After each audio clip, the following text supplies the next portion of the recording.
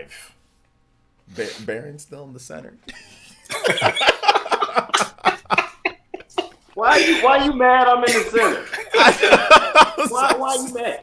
I'm not. It's just funny. I'm just used to Hangouts where it like switches. But anyway, what's up, everybody? OJ over here from PlayerEssence. Welcome back to another PE podcast. We got episode number. We don't have Evan. Episode number 63. 63. We have a great show for you guys today. We're gonna be talking about PS4, Switch, EA. Ninja on Mixer. There's all sorts of stuff that we're discussing and other things that will come up as well. So thank you guys so much for joining us. I do appreciate it. Let me introduce my cast. I can't say, I guess, left or right. Let me say above me. Above me is Jordan Fringe. How you doing today, Jordan? What's going on? Glad to be switching back to YouTube after making the mistake of going to Twitch and then going back to YouTube. I mean, will this live stream ever figure out where it needs to be? Find out more later. I don't even know what I want to do in life. I woke up today. We could just go to Mixer, dude. It's the new hot thing. Hey, I am gonna go to Mixer. I'm gonna dual stream to Mixer probably. Next week's podcast is only on Mixer. No exclusive deals. I think we got the new deal. We're gonna do a whole press conference about it. We secured the big bag. We're leaving YouTube and Twitch behind. I need a big bag. Whereas what I mean by that, as in like a quarter of what Ninja got, and I'll just as in like a quarter of that's like 25 million. I know, so just give me a quarter of what he got, bro. Just bro, you be fine with a 1%. That's a mil. Give me a 1% of what this man got. Now we out. I'm out faster than the Flash. Let's go. But also to my big left is my massive left is Baron. How you doing today, Big Baron? Hi, he's doing well. Good. He's super love now. He's silent. He got stage fright for being in the middle. Oh my gosh, dude. Oh my gosh. So anyway, Baron will be here at some point. He got too big for his britches. That's what went on. To my upper left is Shadow Fox joining us once again as a guest. How you doing today, Shadow Fox? Hey, who don't step in the game? I think I'm gonna take over the entire podcast, Shadowcast now. So this is what we're gonna do. Oh man, he's been drinking that. Yeah, call this man Shannon Sharp. Shannon Sharp over here. Gotta do. Ready to go, man. All right, and right below him we got another guest is Big Z. So how you doing today, Big Z? Wow, everyone's really talkative today. This is going well. It is. It's a very talkative podcast. I actually really enjoy that about that. That, you know, and that's what makes this podcast absolutely amazing is how talkative our members are of it. So shout outs. But anyway, the news cycle. Baron's back, dude. About time, dude. Where you been? Are we doing intros or what? You missed your own intro. Oh. I didn't hear you. My bad. So, Baron, how you doing today, Baron? I'm doing real good. You know what I mean? I've been playing that Fire Emblem. I'm real good. I'm addicted. Just picked up that Madden 20. I'm feeling real good. Football is back. I'm feeling real good. I'm ready to see Jimmy Garoppolo fail for the 49ers all year. I'm ready.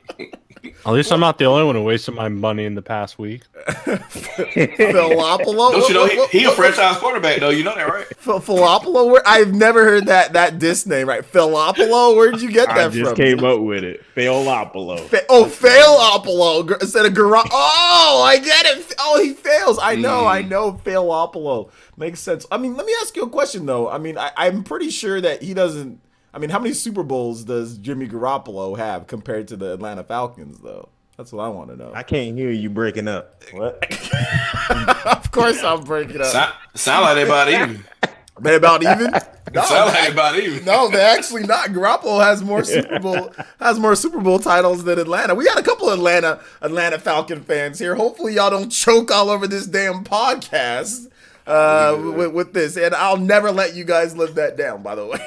Number one offense, number one defense that year, though. We can take it. It's all good. Number one offense and the number one. You got also. Oh, actually, you know what? There was actually a third stat too. Also, choking rating. You guys are definitely. I think it was lack of Bill Belichick as a head coach. I think the choke rating was a 99 in the next year's Madden for the Falcons, dude. But anyway, I'm joking. All right, so let's go ahead and get into the what's it called, the topics here. We're gonna start off with big sales numbers for Switch and also for PlayStation 4. PlayStation 4 hit a huge milestone with 100 million systems sold worldwide as of June 30th. So about a little bit under 6 years, right? So yeah, 2013, and then we're in 2019. So yeah, a little bit under 6 years. They hit 100 million units. I think they were like the fourth fastest, or they're definitely one of the definitely top one of the fastest to ever hit 100 million when it comes to systems. Yeah. It's very rare for a system to hit 100 million. It doesn't happen very often, but for Sony, it happens almost all the time. For Sony, it happens almost all the time. So right now, it's their third popular system. Right now, as of now, of all time. Yes, behind PlayStation 1 and PlayStation 2 for Sony. Yeah, home console. Sony's only not hit 100 million one time, and that was the PS3, and that was because it was ridiculously expensive. And if it was cheaper somehow, some way, shape, or form, they probably could have got it done. But you know, whatever. But anyway, so 100 million units sold. Shout outs to Matthew Hammond. I think he donated $3. So thank you, Matthew, for the $3 donation. We do appreciate that. And I will read off your message real quick. Can we talk about Baron's developer rankings? Could it be any more wrong? We'll talk about that later. We'll talk about that. We'll talk about that later. Otherwise, we'll get sidetracked with this developer rankings. But I think Big Z, are you back yet, my man? I don't think so. Okay, so I'm going to go ahead and go around the horn here. I'm going to first start with Jordan because I know Jordan really cares about sales when it comes to this type of stuff. Is it MPD already? No, it's PS4 hitting 100 million in sales. I'll also want to Congratulations, the rich get richer. They did a fantastic job. It's a great console. They did a good job. Wow, what else do you want me to say? Ooh, they hit 100. How does that affect me? What do I get out of this? They're rich. A PS5? And I have to go through two PS4. Continuation of the business? Oh, so I still have to buy the next one. It's not me. It's not a party. It's not a party for me. Why do I celebrate it? That's because their party. You get the next system because they did well. I don't like. All right, congratulations, Sony. You did it. Don't screw up with the PlayStation 5. That's all I gotta say. According to what they said, they might have to raise the price of the PS5 because of the potential tariffs. So PS5 could be more expensive. Could directly interfere with their plans. But we'll have to wait and see. I am going to move on to Baron. Baron, your thoughts on PlayStation 100 million? He has no thoughts. Hit 100. Next question. Question. There's nothing to really talk about. There isn't? It did. No, it hit 100 million. Okay, we knew that already. Okay. We already knew that. We already knew. Okay, sounds good. How about how about you, Shadow Fox? Any thoughts on that, man? I mean, they say it officially outpaced the Wii. Getting to 100. I don't know how close that was, but I mean, they're just under 25 million units a year with that. Well, actually, well under that. They're close to 20 per year selling that much. So I guess that's to be warranted, but. I mean, you got a lot going for it. This system was obviously the runaway success ever since the whole Xbox always on debacle and Wii U not being in the picture. Everybody basically ignoring it, and they didn't have any competition literally until Switch came out. So it's really, I mean, it's to be expected. Imagine if the Wii had to market to itself. I mean, why wouldn't you? Why wouldn't you expect this to happen like actually faster? But I guess it's still a success. Yeah, why not? Why not? It's hard to sell consoles these days with all these phones and tablets out here. So. Yeah, that's true. That's absolutely true. That's what I thought that was pretty cool about it. But I also think like Big Z, he can't hear us for some reason right now. But I think the biggest thing about this is that the fact that normal consoles are still a thing, right? Normal consoles are still a thing. Regular set-top boxes are still a thing. That's not I don't think they're going away. Yeah, they're not going away like, it's going to be, streaming boxes only or anything like that. So I think that's the coolest thing about this whole process, Somebody said 7th gen was the last gen for console. I forget who said it, but it was a developer said that about 8 years ago. They were obviously wrong on that, but I wonder where they are right now and what they have to say. But 7th gen. Yeah, 7th gen was the last generation of consoles. That like somebody actually went on record and said that. Who said that? I have to pull the quote back up, but I know Microsoft said that they want to get rid of the concept of generations and all that, but yeah, like it was I forget who said it. It was a while back. I mean, that has effectively been done. That's for sure. Yeah, it was somebody said the 7th generation will be the last. Like the 8th generation of consoles will merge with. So now I forgot who said it. Who said it in 2010? But Ubisoft is saying now the 9th generation, last generation of consoles. That's what Ease Gimmo said. I guess back in. I don't know if it'll be the 2018. last generation. I think there'll be generations to come after that. I don't think it'll be in different forms. Maybe different streaming services going up against each other. But there will still be a generation. Hey, Big Z, how you doing today? Good to hear you. Hey, I was just listening to you. we couldn't hear you for some reason. I'm not sure why. Really? Yeah, but now you're good now. So yeah, go on and continue. Yeah, I think the generations will stick around. Like any industry, it's going to evolve. You could argue the same thing about music into different formats, whether it be vinyl versus cassette or any of that. In the same way, it's just going to evolve into Spotify versus Apple Music or whatever it is, whatever it's going on into trend. There will always be a Ubisoft or a Microsoft or a Sony or a Nintendo versus them. It's a matter of how they want to go about it then. Yeah, I agree, man. I think that's going to be the key. I think going forward, outside of Shadow Fox's. Okay, never mind. You're back. We back. Yeah, I ain't going anywhere. Yeah, but it's. I mean, it's all good. I think that generations. We'll see what happens going forward in the future. But overall, I think there's still people that want that normal type of system and all of that. You know. So yeah. Anyway, good stuff. Also, shout outs to Ethan R with the $1.99 donation, and he says, act interested in sales, Jordan, or I unsubscribe.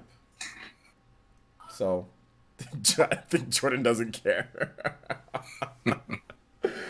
He hasn't even responded yet. He's looking down.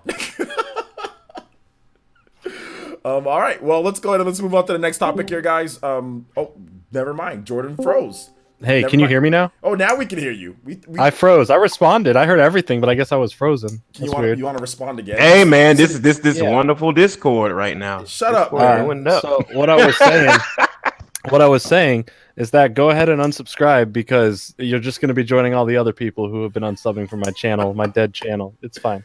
Dude, what are you talking about? Your channel's been amazing. There's been all sorts of cool stuff. The content's been great. The subscriptions have been going. Dude, I'm negative 150 right now. That's I'm okay. doing great. Negative 150 is a chance to It's go all the up. dead Spyro subs. Yeah, it's just dead I don't Spyro. care. These people have literally Doesn't bother me. These people have literally turned into Spyro themselves. There's no way that they could possibly play a video game, normally. So it's okay. If you lost them, that's fine. And also, YouTube is doing a little mini purge, by the way, too, just to let you know. So. It ain't even Jordan, about the I'm purge. still It's been stuck happening to for for weeks. one reason only. What is that? To comment on videos about Borderlands. It's coming out in 2020. Well, I'm not making any Borderlands videos, so you can keep your Wait, you're not PC release to yourself. You're at not that making point. any Borderlands videos? No, I'm doing Pokemon. That's what I want. That's what I I care haven't about talking commented in a about. while, man. Oh my gosh. I know. I find that preposterous that you're not going to do any Borderlands videos. I want to hear I just want to enjoy the game because here's the thing. I made some decent Borderlands videos when I was covering like the announcement and all this other stuff about it, right? But the thing that people really care about in these videos and the ones that do extremely well are the ones where they get into a lot of the meta between the guns and the different types and the damage rates and all this other stuff that I personally don't find as interesting as they do, and I don't want to passionately talk about something that I don't have passion for. And people only really care. I could be like this, wow, like I did with Spyro. Wow, this looks great. But that works for Spyro because it's a platformer. It's a simple platformer game. There's nothing really too meta about it. Borderlands, it's like you have to talk about all these specifics or no one cares in that community. And it's like, I'll just enjoy the game for myself. I care about Pokemon a lot, so I'm doing Pokemon stuff. I have different things launching next week that I'm doing with Clean Prince Gaming that I'll say more announcements on soon. But yeah, I'm just doing Pokemon stuff. You like Pokemon cards, Pokemon Explained, like what's about the lore. That's what you get on my channel. If you don't like it, cool. In all Okay. seriousness, I've been loving Pokemon content. I think it's really different and good. Well, thank you. I'm trying to make it the best I can. I have good allies who have been helping me through in the Pokemon card community, which I think is the nicest community overall on YouTube. The gaming side of Pokemon, not so good. about to The say, it's card like- side of Pokemon, extremely nice people. Yin and yang right there, man. Like, I mean, you're not wrong though. Yeah, no, it's very true. That's why I refuse to talk about Sword and Shield. Like I'm not even gonna get into it on my Yeah, channel. Well, like It's they're not worth it. complaining that it doesn't look like it doesn't. It's not in 4K, guys. It's no, not worth it. Let's not get into this conversation because it's just Yeah, gonna. but Yeah, let's get back into that No, we're not, conversation, because huh? these people are crazy. I'm not gonna sit here and these Pokemon people are they're absolutely nuts. They're not only are they advanced developers, but they're also programmers, they're modelers, they're shaders. The Pokemon community are the greatest set of developers that I've ever seen in my life. I mean, really they are. So I'm gonna let them just say, hey, how about you guys make a Pokemon game and I'll buy it off of you guys since you guys are so good at Pokemon games. But either way, we're gonna go ahead. We're gonna let's see here. Ethan R with another $1.99 donation and says, every person who unsubs is a Pokemon removed. Oh, That's funny. You just made a funny little joke. All right, so let's move on to the next topic here, guys. We're gonna talk about real quick. This kind of piggybacks on the PS4 sales, but the Switch hit about 37 million for the past quarter worldwide. They updated the million sellers list, and it's pretty crazy to see some of the games that are up there. Mario Kart 8 Deluxe is. Let me pull up the list here, guys. I'm sorry, I didn't have it up right away. that's one of the best-selling games, if not the best-selling game. Yeah. I think it's the best-selling game. It is the best-selling game, and I think it's at almost 17 or 18 million, something like that. So it's just been really crazy in terms Plus of the 8 million on Wii U. Man, that's a stellar franchise. It's been crazy. But yeah, 37 million.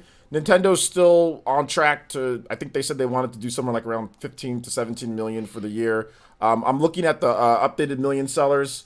And yeah, Mario Kart 8 Deluxe is almost at 18 million on the Switch. It's 17.89 million. Super Mario Odyssey is at 14. Thank you for the super chat. We'll get that in just a bit. Super Mario Odyssey is at 14.94 million. Super Smash Bros. Ultimate is at 14.73 million. The Legend of Zelda Breath of the Wild is at 13.61 million. Pokemon Let's Go Pikachu and Eevee is at 10.98 million. Splatoon is at 9.02 million. Super Mario Party is at about 7 million. New Super Mario Bros. U Deluxe somehow sold another 1 million copies in the past quarter.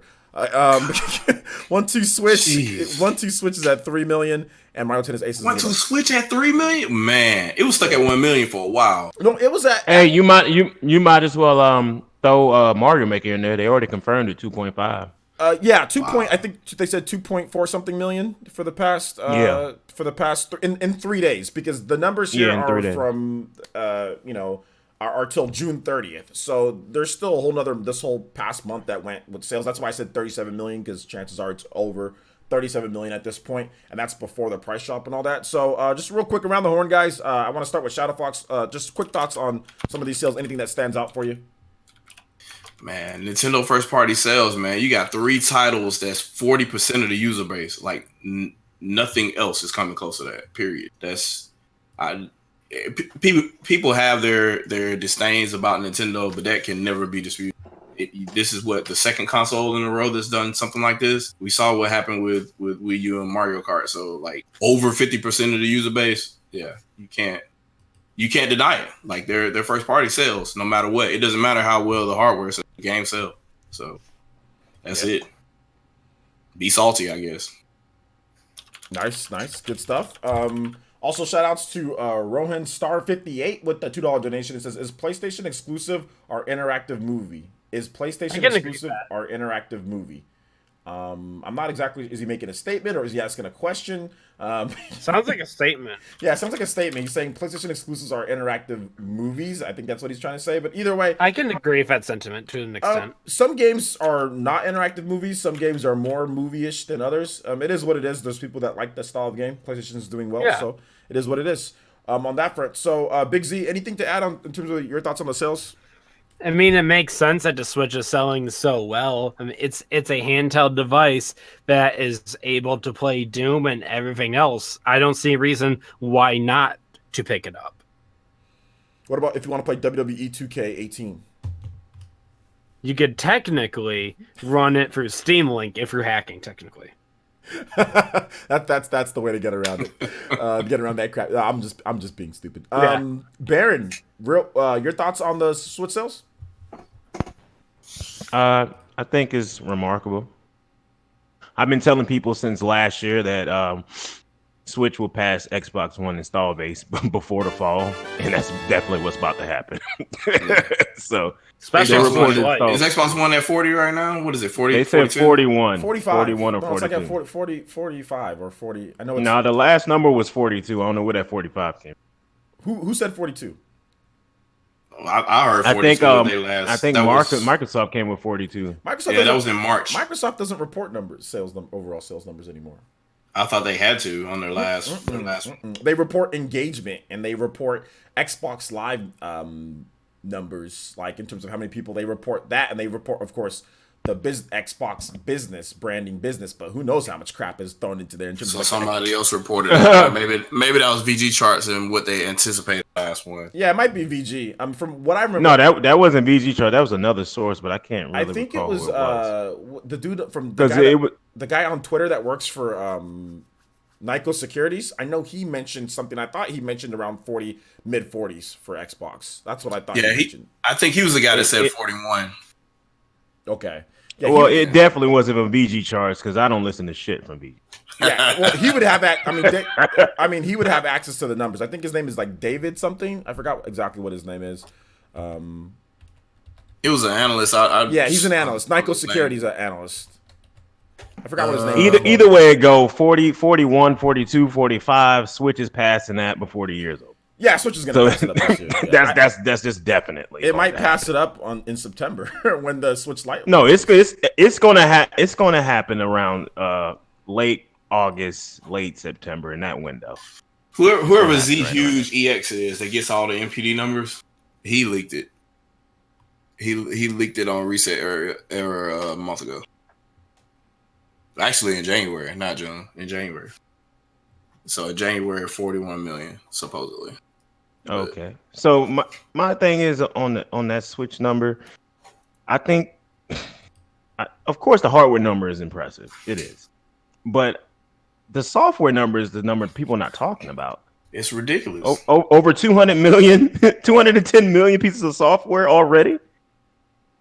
Do y'all know how many pieces of software was sold on a Wii U? It was 200, wasn't it?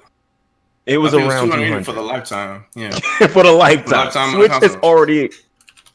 Switch has already eclipsed that. Yep. Already, which is ridiculous. I think it's crazy that Mario Kart 8 did I think double of what it did on Wii U. I guess the statement would be imagine, because this is selling at the pace of PS4. Imagine PS4 selling first party games at 40 to 50% of the user base. That hasn't happened yet. No first party game has done that with Sony. Yeah, and I think it's crazy. I mean, I thought the pace that Mario Odyssey was selling was ridiculous, but the pace of Smash Brothers is ridiculous. We're talking 15 million. The game came out in December. Yeah. That's going to be a 20 million game probably before the fall hits. The scary part is that's not the only game. They got 3 games like that. 3.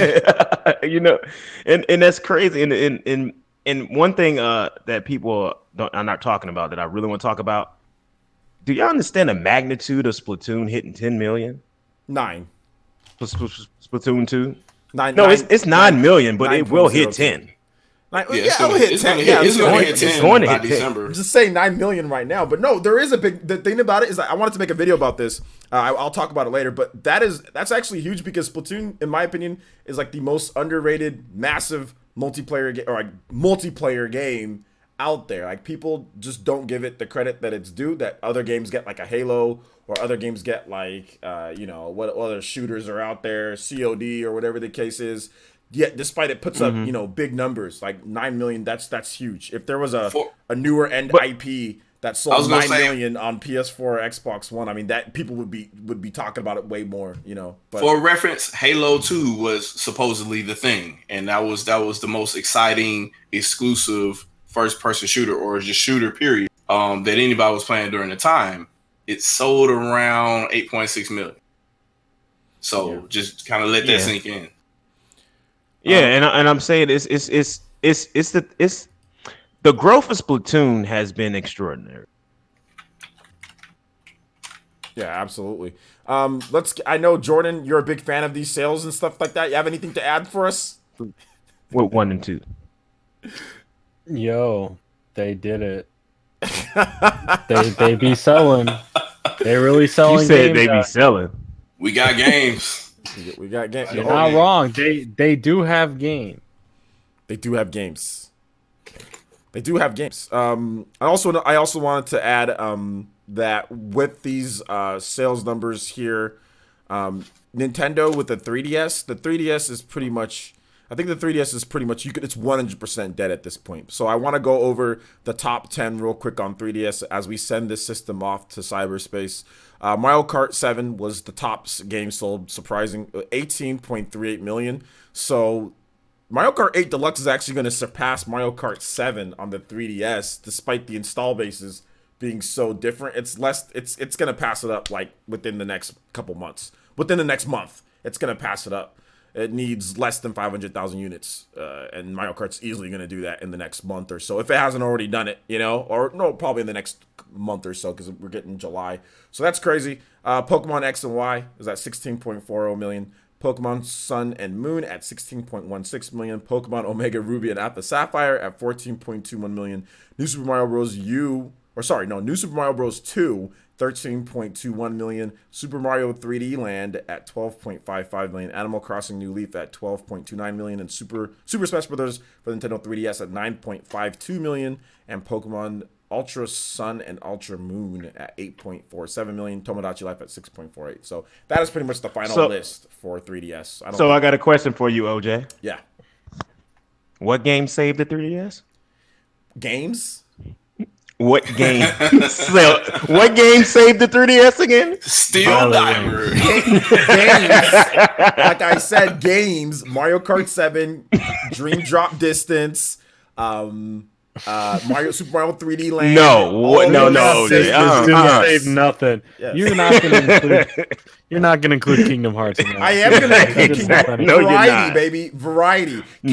Kingdom Hearts that came game out. did not help. It's variety. Kingdom Hearts did great. It's having a lot of variety on the 3DS. That's what saved it. It's Guys, not just, the remake of Luigi's Mansion saved the 3DS. it didn't sell anywhere near as much as Kingdom Hearts 2. I'm talking about just multiple games coming out in that 2011 fall that really just helped push the 3DS. It was Mario Kart. It was Super Mario 3D Land. It was Kingdom Hearts. It was just a barrage of fantastic games that all helped. Well, not according to that list, it wasn't. It's not just one game. Mario Kart didn't sell 18 million in one day. You know what I'm saying? Like, it took a long time to get to But that. the thing is, Kingdom Hearts didn't come out in that fall area. Kingdom Hearts was a March 2012 game. Still, So, it helped. didn't really help. It was the following year. It was the following year to help momentum. To help momentum, you gotta have. You can't just have Nintendo first party. You gotta have some. Other types of games. It's the first party that matters, though. Those Absolutely, are the drivers. it's the first party that matters. But I personally feel, especially going back and looking at some of the media create sales and all that, having Kingdom Hearts come out at that time point was very good. It helped. People picked up the game. People picked up Mario. People picked up Super Mario 3D Land. I think that all of it helps. Obviously, there's games that help more than other games. Mario Kart and Super Mario 3D Land were way bigger factors. But you can't undervalue having some of those other types of games. Like, you can't undervalue having something like Octopath Traveler or having something like Xenoblade or Torna, games that obviously don't sell anywhere near as much as the big games. But it really does help. I agree with games, you. You know? I agree with you, OJ. But I just remember a couple of weeks ago, somebody was saying that one 3D particular Land. game I saved didn't the say 3D. one game. Land, baby. I never said one game, dude. Okay, OJ. I'm gonna put in perspective to you like this. Okay. All right. Go ahead. It's the perspective I'm gonna put it into you. 3D Land is like the equivalent of the punter on the NFL team. That's how I say That's it. not true. That's not even. You wouldn't even promote him to kicker. That's not You even said close to punt. being true. The I don't punter. even fucking score points. The quarterback was Mario Kart. The wide receivers was all the Pokemon games. The running back was the Pokemon games. Animal Crossing. How Animal is it Crossing how are the was the Pokemon defensive games monster. wait, how are the Pokemon games two different positions? I don't get that with the same franchise. 2 different games. No, there's 3. First of all, there's 3 games. It's 3 now. But There's yeah. 3 games. Well, if you want to be honest, there's 6 games. Omega Ruby Alpha Sap. There's 6 Pokemon games for the 3 spots. But no, like, here's the thing. Super Mario 3D Land is the 6th game on there. So you're telling me the punter is the 6th most important person on the team? Yeah, he's after the kicker. He's after the kicker. Do you guys not know what defense is? Do you guys know? I know what defense. I just listen. I just told you defense is made up of Animal Crossing and the other Pokemon games. Games. So, Wait a minute. Mario. Animal Crossing that sold less. OJ, you would like the defense. Wow. Here we I didn't go. say I liked it. I just said it's made up of offense and defense. So you're trying to tell me that Animal Crossing is somehow more responsible, despite it being underneath it in sales by more than The only game that 500,000 matters. units? What? It's the only game that matters. Why is Animal Crossing under it by over 500,000? No, you're not looking at the real charts. I am looking at the real charts. No, He said you're not looking at the accounting- real gotta- depth You're not chart. accounting for all the used sales of games too. Are you guys You're just trying to counting sit here on and new tell me content. Wow. 3D No, Mario? you gotta look at the used sales. That's 3D what's Land important. was so big because they used 3D Land to push the whole. Remember the whole Awata running and like all that? That was dope. That's what. Remember when they pushed Pilot Wings to sell it? Oh man. Pilot Wings was trash on the 3DS though. What was it? It was kind of garbage, dude. It was, Bro, it was that alright on the Super Nintendo though. I don't. it's the only what game happened on that 3DS. made the console what it is today. That and Steel Diver are the 2 games that made the 3DS popular. Still diver, boy. That- Absolutely. I also want to read off a donation. Ethan R donated $1.99 and says, "What's a Game Boy? All I use is my iPad." Ethan R. Wow. Oh Lord. Man, go on for it, man. He's 12 years old, so apparently that's He don't understand the struggle. He don't understand you on a car ride and you just waiting for that next street light to come by so you can see what you were doing on the screen. He doesn't. That's the He doesn't understand the struggle, but that's okay. That's the struggle. What we're gonna do is we're gonna go ahead and move on to the next topic here, guys. And what would that be? Well, let me look at my. Let me look at this here. So let's talk about EA. Great. Oh Lord, you really want to do that? We have some really good topics today. Let's talk about EA. EA. Yeah, EA. EA said some awesome things about the Switch. I think they were spot on with what they said about the Switch, and I'm pretty sure that a lot of us would agree that EA's comments. Sounds kind of passive aggressive, man. I don't. No, EA's comments were definitely good. Oh, okay. EA's comments were definitely good. I think that they were just and they were right, and I can't wait to buy. I'm Madden, just today. Sarcasm. I'm just gonna go last. You're I'm gonna gonna go last on Good, this go one, last. man. Well, let's Y'all just talk got about it, what man. EA said first, then I'll move to my Brady Bunch up, then we'll move over, I guess. We'll skip over Baron, then you can go last. But I know Big Z has some stuff to say, so we'll let him go second to last before you, Baron. But okay, let's first talk about this. EA said that. Let me pull it out here. Oh gosh, Wait, what are you pulling out? what EA said. Oh, okay. That's what EA said. All right, so EA's They pull-out literally game pulled strong. out. So yeah. EA Their pull-out game really strong. here's what EA had to say here. EA said offers an explanation why they don't support the Switch, and they said this: anytime we are this is an investors meeting. Anytime we're evaluating a platform conversations, we're really looking at a couple of things. One, does the game really fit the profile of the platform in terms of the control or the community ecosystem? Okay, nothing really too wrong with that. But then he says, 2, do we think the community playing that platform would appreciate the game and go there? Or would they prefer to play it somewhere else? Okay, I guess nothing wrong with that. Now, here's where the deceptiveness and here's where the lying, here's where the lying comes into play. I can't. In this next statement, he says, we have a lot of data that would suggest a great many Switch owners also own a PS4, Xbox One, or PC. That's true. There is a lot of data about that. He says, and very often choose to play games we make on those platforms. That's false because they don't have data on that. That's ridiculous. And the only game that they could possibly have data on that is there's 3 games. There's Unraveled, there's Faye or Fee or Faye or whatever that game is, and then there's FIFA. Those are the only 3 games. So they're saying that they have a lot of data about that. That's false because you can only compare Switch games. So you'd have to simultaneously launch all of your big games or your games on there. He's not saying Wii U or other systems. He's saying Switch, and that they have data that people rather play on play on PS4 and Xbox One than Switch. So he needs to have games that actually come out. Otherwise, he's only using FIFA, which is a gimped version of the game. So that is false. They don't have a lot of data, and I'd say, please show me that data if you have it. He's lying there, or he's being very deceptive there. Now, moving on to his next statement, he says, even though they have a Switch, and they enjoy a lot of great content on there. That's true. So he's being that whole second statement there, or that part was deceptive because they don't have any data. And if they do have data, show me that data that you're talking about. Now they talked. An investor brought up The Sims. It says I was just gonna say it's The Sims on the Switch. Yeah, an investor brought that. He has an excuse for that too. He says this is EA CEO Andrew Wilson. He says, I wouldn't say that The Sims would never go to the Switch, but I think we're doing really, really well attracting Sims players to other platforms. We did a promotion in the last couple of months and brought in 7 million new Sims players that we expect will engage in the community on a platform that is really tailored to user-generated content, creativity, and customization. So, I mean, I'm not sure what this means. He's saying means it's just for PC is where they're focusing it. Sims should have been on Wii U. Like, what are we doing? Well, I remember playing Herb Sims in the City on my DS when it came.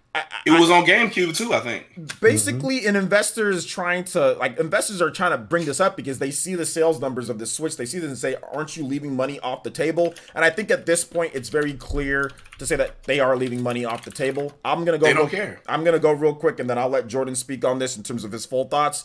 But obviously, to me, this isn't about EA. I mean, maybe it's a little bit about what happened in the past with Wii U and all that stuff. But to be honest, it's really about them guessing wrong and then them being too stubborn and them being too prideful to admit that to investors and to admit that we made a mistake and we need to kind of support the Switch because our engines don't support the Switch.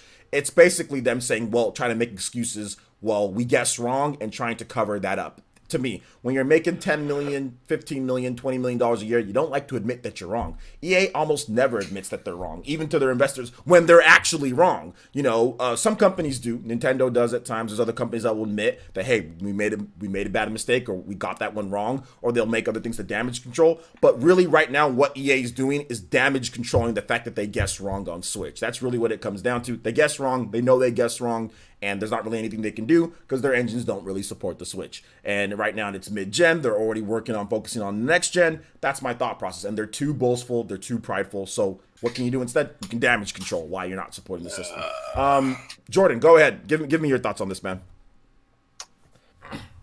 This is EA being EA. I don't really see this as anything new. I think it's just more of excuses for them to just think that they're too good for the Switch. I just think they don't want to put the time and effort to do it, even though it could probably put them at a net positive. But I mean, it's a crappy company doing crappy business. You know, like we've seen this before. I'm not surprised. I saw so many people like surprised on Twitter about this today. Like, how could they? I'm like, what do you mean? This is EA we're talking about. This is what they do for breakfast, lunch, and dinner. Yeah. Like this is what they talk about all day. Is how can they just do worse things to make more money? And surprisingly, on that list, to make more money is to not put it on the Switch, which to me that doesn't make sense. I think they just don't want to. Maybe they just have like a personal vendetta against Nintendo or something. Because like the Switch can handle a good amount of their games. Like Sims, not a problem. You throw that on anything, it works. So I'm surprised they're not putting at least the sports games like to Madden on the go, you know, That's Frostbite. So whatever. they would have had to work on the engine beforehand and bet on it, like bank on it with their engine. Like most of the games that we see right now, it's because of the developers banked on it, or they get a port house to do it. So they had some type of plan at least to mobilize and do that. Had zero plans. They didn't even include the Switch in like next gen. Like when they were talking about next gen systems and all that, they literally discounted the Switch. They said never count them out, but we're not even thinking about it. They don't even include them in everything. So they weren't even thinking about it at all. Like zero. Like what did they call it? Gen 4? Is that what they call it? Yeah, they call it it Gen 4. They go off of weird stuff, but they had no plans whatsoever to even think about supporting Nintendo. FIFA's actually done by Nintendo reached out to them to get FIFA done with development help and support, also money and funds. When I got a review also Frostbite. When I got a review code for FIFA, I got that from Nintendo. I didn't get that from EA. I got that from Nintendo. And Direct Feed also gave us some background information saying that Nintendo helped out with development of that game, like actual resources on top of with EA's. I don't know what team it is. Their ghetto EA team that helped out make FIFA. I'm not really sure, but either way, Shadow Fox, thoughts? So I don't know how to address this without being a little vulgar here. So there's probably gonna be a little bit of profanity. So bear with me. No F-bombs, please. Okay. Thank you. What the fringe? I'll drop a S-bomb because it's bullshit. So even fine. with the thought of say, hey, our engine can't run on this hardware. We got two lies here because you're talking about the engine can't run. Talking about, well, there's a bunch of Switch users out here that also own a PlayStation 4. I'm pretty sure every PS4 owner owns an iPhone or an Android phone. Yet somehow they have no problem having Madden on phones and tablets. Go figure. They'll spend all that R&D to create a brand new engine for those. And especially on Android, where they really don't get any of that money back versus iOS, there's a big difference in money as far as them making money back on that.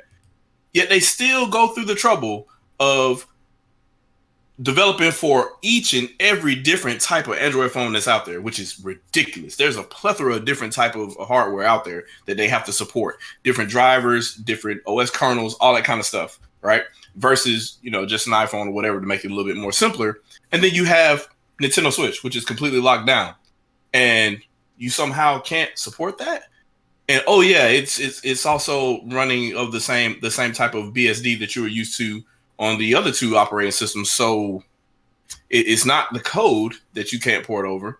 It's not the hardware because the Switch's CPU is actually stronger than the base Xbox One and PlayStation 4, contrary to popular belief. So it's not the CPU power. So and if your game is CPU bound, which they are, I'm not saying that either. So yes, Wii U, Switch has to run at a lower wattage than even Wii U did, but that's just a graphic set. At that point, you just make it less demanding so it can run at a lower wattage. But as far as everything else happening, having all the modes, having all your Ultimate Team or what have you or whatever, all of that is possible. It's just your code. Will you pay your fucking developers to go do it? And there's no excuses for porting because you own Tiburon, who used to do nothing but exclusive stuff for Nintendo platforms. There are no excuses. Zero excuses. The only thing is EA had a deal with Nintendo. Nintendo said, screw you. We're going to make Miiverse instead, and we don't need you. And they've been salty ever since. They literally left completed games on the table for Wii U to abandon them forever. And this looks like what they're trying to do. So unless Nintendo comes forward and says, hey, we need this game, please give it to us, they're not gonna meet them at the table. So, I mean, it's their loss, really. I mean, you look and see what's happening right now. You got people making basically NBA Jam clones and what have you, and they're making good money as indie developers. So, I mean, EA can look at that all they want to. And people they're making backyard football games as well, and they're on the eShop as well. So I hate to say it, but I mean, nobody really needs EA at this point. All right. So Big Z, thoughts? Big Z's thoughts are coming. Baron, how about your thoughts? I know you wanted to go last on this one, so Baron, your thoughts? Baron's thoughts are also coming. Baron's thoughts are coming very. My bad. I was You're playing Madden. No, I'm not actually playing it yet. Good, because the game's not very good. I'm trying to. Hey man, stop it. you know EA is a top-notch developer, best in the world. Well, I want to hear what you have to say on that. That's the thing. Oh man, this is hard, man. It's gonna be really hard to hold back on this one. It really is. Just no F-bombs, but everything else is fine. Well, not everything else, but you know what I mean. Yeah, it's hard, man, because you got Madden in one hand, and then you got, you're talking on the. No, it ain't because of that. I'm literally not playing the game. No, I'm not saying that you're playing. I'm just saying because you like Madden so much. That's what I'm saying. Yeah, I just don't understand it. When you get to a point, and I understand your point about not wanting to be wrong to investors and all this other stuff, but it gets to a point to where at some point it's enough is enough. You know what I mean? Like either you in the business to making money or you in the business to being a bitch. That's what you say? Because this right now is just what? It's the equivalent. It's the equivalent of a female being petty. That's what this is at this point. It's like an ex that's still. It's like the ex that is still scorned, but she's still being petty. It's like, get over yourself already. It's done. It's over with. They didn't want to use your shitty ass origin. It didn't work out for them. The system failed. They came back with a vengeance like they always do because of Nintendo. They're a brand that's never going to die.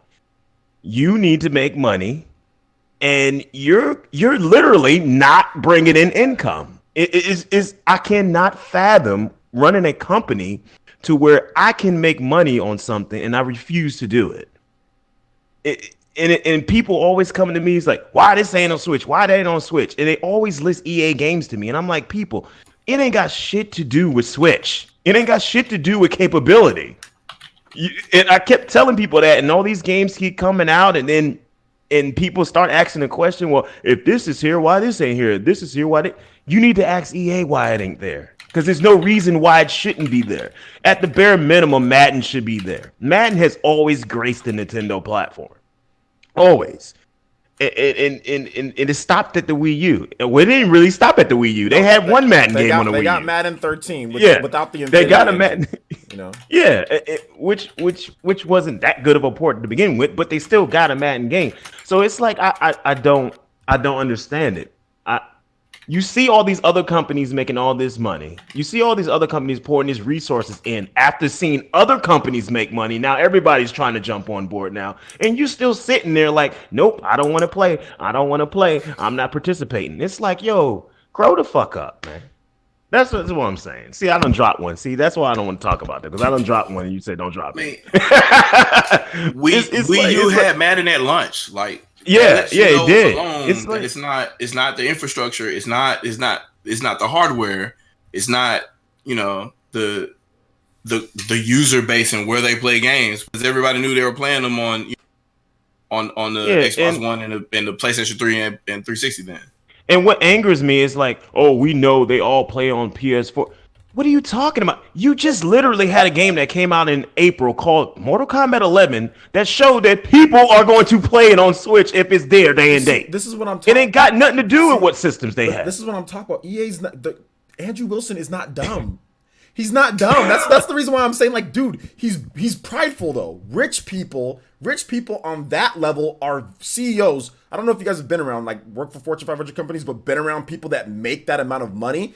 They want to be right, no matter what.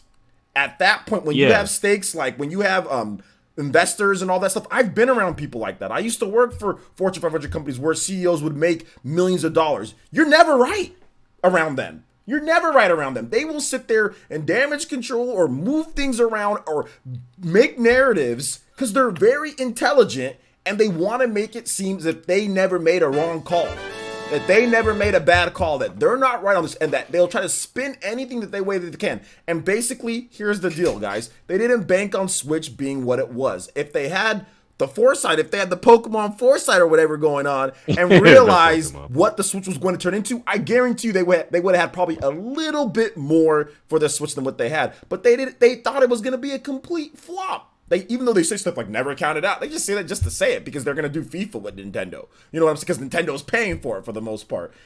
That's the reason why they're doing this. Andrew Wilson's not an idiot. He knows good and well that Sims or these other things, but he put his company and everybody involved in a bad spot for not going with the Switch at the beginning, or at least not mobilizing and saying, okay, you know, like realizing like Bandai Namco is the same way. They're like, man, we ain't got nothing for it, but like, oh snap, we got to make a decision. But they thought that it was going to drop off. They felt that it was going to, even after the strong sales start in 2017, they're like, it won't last. Or in 2018, they're like, there's not much games that won't last. They never thought it was going to be like this. So so now they're trying to save face. They're not stupid. Andrew Wilson is not dumb. He knows all this stuff that you guys are saying. But the reason why he's saying these type of things is to like, oh, snap, these are investors. They're on to us. You know what I'm saying? Like, they're actually starting to pressure us about this. So he's making excuses because he's not an idiot. He knows good and well that they could make money off of Switch. He knows that. He makes a bunch of money off of a bunch of dummies all the time on PS4 and Xbox One. He can actually intelligently put together some Switch ports that would make them money. He's not stupid, but at the same time, he needs to save face because he doesn't want to be looked at as wrong. He really doesn't. And they didn't think that was going to happen until the Switch literally became a household name. And now that it is, and everybody plays Nintendo again, now the question has to show up in the press briefing, because for the longest time, it's just been, there is no Nintendo. There's only Xbox versus PlayStation. For the longest time, for at least, you know, the last 2 generations, in theory. So now you got people that magically now know about Nintendo now, and they're at the briefing like, hey, so unless you want me to take all my shares and leave, I need to know what you're doing to put something on Switch, because that's making a crap ton of money. And he didn't have an answer. So he did, but he defecated one. the answer was pretty garbage. He basically it's a classic deflection. You know, like if you're in I don't know if you guys have taken debate. You know, this is clear deflection. Yeah, this is the most obvious. Like, he deflected for his whole life. He put all his net energy into that deflection, man. It was interesting because he said I would never say that it wouldn't go to Switch, but I think we're doing a really good job attracting players to other platforms.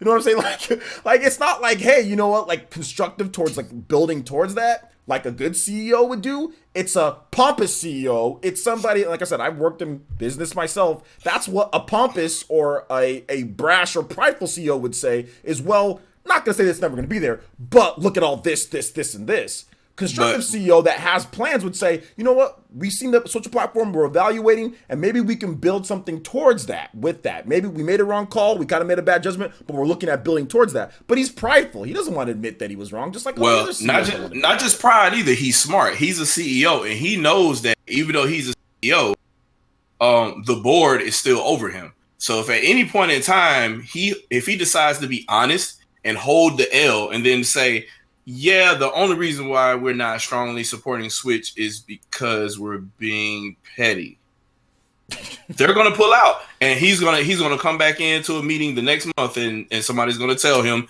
in the Morgan Freeman voice, "Didn't you get the memo?" And he got to pack all this stuff. Yeah. So that's literally what will happen, and he knows that, so he has to have some type of answer to come up with to tell these guys. Unfortunately, it looks bad because it has to be recorded. Absolutely. They can't admit that they got it wrong. They can't waver too, because they're prideful. They're not going to waver, and they can't admit that they got it wrong. It's the difference between Japanese business and American business. Like, Bandai Namco said, yeah, we messed up. Yep. I said, yeah, we didn't know it was quite going to be like that. We're sorry. Sumima said, let's get things going. I mean, pretty much every Japanese CEO said the same thing Bandai Namco said afterwards. We messed up, you know, like we didn't necessarily know. And then one Japanese CEO, Koei Tecmo's CEO, was like, oh, some Baron disappeared. Koei Tecmo's CEO was like, oh, well, we believed in them. You know what I'm saying? Like, and he kind of said, other Japanese developers didn't believe in them, but we believed in Nintendo going forward, or like at the beginning. So, I mean, like, that's the difference between Japanese business and, you know, Western business. CEOs here in the West will never admit that they're wrong. In Japan, they'll admit that they're wrong and say, what are we going to do to fix it? Because the culture is just different in terms of stuff. Can y'all hear me now? We can hear you now, my man. Yeah. Oh, I swear to God, I really hate this app. Shut up, Baron. Go ahead, Dizzy. The other thing you gotta remember too is where EA is so toxic and terrible, and you can't trust anything they do.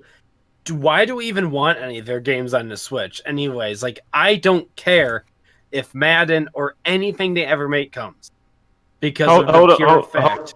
Well, here's the thing. Wait, let him finish. Let him finish. Oh, go ahead. Yeah, because their games are so predatory in nature, and I worry, and I worry about this on all platforms, is with kids, and possibly more with a Switch Lite, more kids having this. How much more predatory is it going to get with, let's say, a FIFA or a Madden or something else? Like we heard about the family in the UK that had the $800 or whatever completely drained in the FIFA.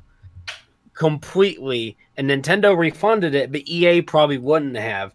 So I almost don't want their games on system for protection of the player base, and also I just don't. I will never support them for any reason at all whatsoever. Any game funded by them, even if it's an indie game. So I just don't care. Okay, Baron, I got you, and I'm not mad at anybody that has that stance. As a matter of fact, if you have that stance, I applaud you. Yeah, but I really don't want. My thing is that my thing is really Madden. I really don't care about anything else they come out with. I mean, everything else they have is pretty much almost dead anyway because they killed it. You know what I mean? Well, yeah. The last thing they had alive was Battlefield, and they killed that last year. They had That's all I need right here. I need this. I need this. I need this. And I need this. Yeah, that's dead. That's all I need. That's dead too. Yeah, all that you just showed is dead. They killed it. So the only thing they really have going for them right now is really Madden and whatever transaction stuff they're gonna put in Star Wars when it comes out this fall. So my thing is at some point they're gonna have to fold. The Switch is not gonna magically stop selling. And the investors are not going to stop asking these questions. You know what? I don't. So I think they're going to play the deflect game every single time. They can't do it with Switch Lite out because with Switch Lite out, it's a wrap. Like it's going. OJ, this is what I'm saying. When the Switch inevitably is over 50 million at the end of this year, yeah, and then you go into the next year, and Nintendo announced this lineup they have, which is probably going to be ridiculous. That might even include Breath of the Wild too. And you have other third parties. I think what's really going to put the most pressure for them to flip is seeing when investors see other third parties making money on Switch with games in the same genre that you have. Yeah, but the thing about it, the thing about it though is that once again EA has a buffer because EA makes so much money off of their microtransactions and stuff like that it's easy for them, not easy, but they can get away with that. So 50 million, that's great, but they can just say, well, PS4 and Xbox One are like at 150 million. You know, they're gonna play classic deflect, and at the but the Switch is gonna be over at Xbox One though. Are going to stop supporting the Xbox One? But it's about no, of course not, because the Xbox One and PS4 are literally the same system to them. They're exactly the same. They're both same architecture, same everything. There's Microsoft has a wallet as well. But yeah, that doesn't matter. At that point, you can't say, "Oh, I'm gonna put my service or whatever product I have. I'm gonna put it on I'm gonna put it on Amazon, but I'm not gonna put it on Walmart. I'm gonna put it on Amazon and Target, but I'm not gonna put it on Walmart." People do that all the time. It's like, come on, bro. It's like, worse than that because Nintendo. But they're not. It's like, come on. In the industry. Like, why would you not? Okay, well, if you guys think that EA is going to fold, you guys don't know how stubborn this company is. Like, you would think that at this point they would do something. I mean, there's a lot of stuff in terms of stuff that they can bring over to the Switch before that. They can get virtual, so they can get some of these other. They can get Shiver, like Mortal, like Ed Boon. If Mass Effect ran on the Wii, you can run on the Switch. Of course, but they haven't even brought over Mass Effect to the PS4 and Xbox One. Here's the thing. Here's the thing I want everybody to know that's watching. It ain't got nothing to do with no engine and no running. No, not at all. This situation has nothing to do with none of that. No. I think that's already set. No. We're in the 9th generation, man. Every engine is scalable. My thing is that when you have investors, here's the thing with the difference with the Wii U. They didn't have investors asking them questions. They didn't have their own developers speaking out on the Switch either. The Wii U was failing. They had nobody questioning them. So there was no pressure there. You feel what I'm saying? They wanted it to fail. They wanted Wii U to fail. The thing about but when you got your own developers saying, "Oh yeah, I want to put Apex Legends on the Switch," and then you have investors questioning you, that shit is not going to die. The thing about it, though, the big difference is like they didn't plan for it. So Frostbite Engine, to get that ported over, they would have to have planned for it, because Frostbite Engine, it's not a very good engine, by the way. I personally, now I'm not a developer, but from what I've gathered, I don't think Frostbite is a good engine. I don't think it isn't. It's CPU bound. Nobody cares for Frostbite engine. It's just a pretty engine. That's it. Jordan, say that again. It's just a pretty engine. It makes things look really high quality, but it's bad performance. Now, there are things they can do to take a version of it and try to fix it and scale it down to easily put stuff on the Switch. I think the fact that Apex Legends is not on the Switch is one of their biggest missed opportunities to compete with Fortnite right away on that system, because but here, Fortnite's the killer on that. So I just want to throw this in on you, Jordan. Yeah, Apex Legends ain't running on fucking it ain't running on Frostbite. It's not. But nope. Well, then there is no excuse. Then there is no excuse why that's not on there. If the developer wants to put it on there and they can make extra amounts of money by putting it on there and have an actual competitor to Fortnite on the Switch, it's a whole field that's being left unguarded. Before Fortnite, it was just Paladins, because there was no Overwatch. There was no like fix of this thing, and now it's just Paladins and Fortnite. There's nothing competing them. They're doing great, which is good for them. But if I were EA, I'd be like, we need to put Apex on this immediately. And the fact that they haven't is concerning. And the fact that we're also still talking about EA for this long is also concerning. It is also, you're right about that. It is concerning. But we go from one topic, I guess, to another concerning topic before we get into some questions and some other things. So I guess we won't take too long on this either. But there was a big announcement that maybe Jordan can give us some inside information on this one. But Ninja has moved over from Twitch to Mixer, and it seems like Twitch, there's some conflicting reports out there, but it seems like Twitch is a bit obviously they're a bit salty about this, probably about this announcement, and Ninja's probably going to take all of his fan base with him. From what we understand, it's definitely a multi-million-dollar contract. He's essentially a Microsoft employee at this point. Yep. Essentially a Microsoft employee. It's a contract, it's exclusive, and he's working for Microsoft because Mixer is owned by Microsoft. Microsoft has been playing, John said this on Twitter, they've been playing this slow game for a while now. And they bought Mixer a long time ago, and people just said, this is trash. And Mixer has slowly built itself up to be pretty good when it comes to streaming, from what I understand. Haven't used it myself, but they have great integration on Xbox. They have, it seems like a good service from what I understand. You can do a lot of stuff that you can do on Twitch and other platforms. And now they have their key piece going into next generation with Ninja, because Ninja is going back to his roots. He was a Halo player before Fortnite, so it looks like Microsoft is going to get him to shill the next Xbox and Halo Infinite. I think that's a foregone conclusion, so I think that's the next stepping stone. If you guys are wondering how this affects me, well, this can easily affect console sales if Ninja's shilling the next Xbox Scarlet and Halo Infinite. Like that's gonna be big, no matter what you want to say. Like I don't care about Ninja. That's gonna be big because he's gonna be everywhere, especially with Microsoft's advertising power now, and him being an actual employee of a company. I mean, he's technically an employee of Twitch, but it's a little bit different in terms of things. Now he's like really hardcore into the Microsoft family with Mixer. So that's my thoughts on it. I think it's cool. It's good for competition. I like the fact that he's going over to Mixer. Twitch obviously plays favorites here and there with certain things, so this might knock him down a peg or two when it comes to being in reality and understanding that they just can't. Some rules don't apply to some people and apply to other people. Like, you got to enforce things. I mean, obviously that wasn't part of his decision, but at the same time, I think that competition and balancing things out is always good. Jordan, I want to get your thoughts on this if you care at all. If you don't care, that's fine. We can move on to the next person.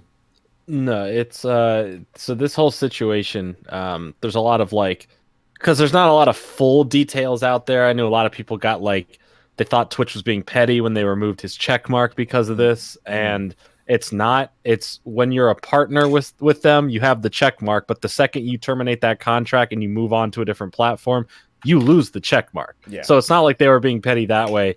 He ended his contract. He made a huge public announcement, and he's moving over to Mixer. They took his subscribe button too, though. So. Oh well, yeah. So there's no more like his money consumption from that is over after his next payout, whatever he had remaining on there. Now, in terms of the deal that he got to go over there, there's so many rumors of what he was paid. Some people are thinking that it was $10 million for 3 years. There's other people saying that he definitely got $100 million. I think that is way too much. I don't think he got $100 million. He didn't get $100 million. 10 million sounds that's more way too realistic much. for 3 years. I think 10 million is a good deal for him for 3 years because that's probably covering right off his initial like base of how much he made on his subs, somewhere like that, before he's even getting any money on the website. So like this is all an extra 10 million or whatever on top of whatever like subs or donations he's going to get over on Mixer. And this is clearly a marketing strategy for Mixer, not only to have them and to pay for that press conference fake announcement funny video that they made, was good. but obviously like you said, he is going to be the face of Halo when Halo drops on the next Xbox. Absolutely. He is going to be on stage next year at Microsoft. I'll guarantee. I'm going to say it right now. They're going to come out with a huge Halo presentation, and he's going to come on stage and show off a multiplayer demo of him playing it with other great players, and he's probably going to run a tournament there that he plays in or whatever. This is going to be something big. If you don't see it coming, I don't know what to tell you. This is like the writing's on the wall here. He's basically the Microsoft Halo spokesperson right now. He's essentially an athlete, like an athlete, right? Like for like a team. No, it's a full-on athlete. Yeah. Tomorrow, I believe, for Fortnite Friday, he's doing it on Mixer, and he's playing with the kid who just won 3 million in the tournament. So that's going to be big on Mixer regardless, that stream, because you have Ninja, the most famous out of it all, and this kid who just literally beat everyone and got $3 million at 16. Good for him. Yeah. Good start to your life, huh? It's going to be insane tomorrow to see. It's really going to be a stress test for Mixer because Mixer's gotten bigger, but I don't think they've gotten Ninja big. Like that's going to be a huge flood of people going on there tomorrow to watch this. So good for Ninja. I mean, I think this is a decision that's if it's right for his career, good. And it was great for his career. I mean, he's not bound by the platform he's on. He has ascended YouTube, Twitch, Mixer. Like he doesn't need Mixer, but so that's where it kind of goes to the facts that going back to his roots, aside from just being this spokesperson for Halo, I think that this is a way that he doesn't have to feel bound like he did on Twitch. Yeah.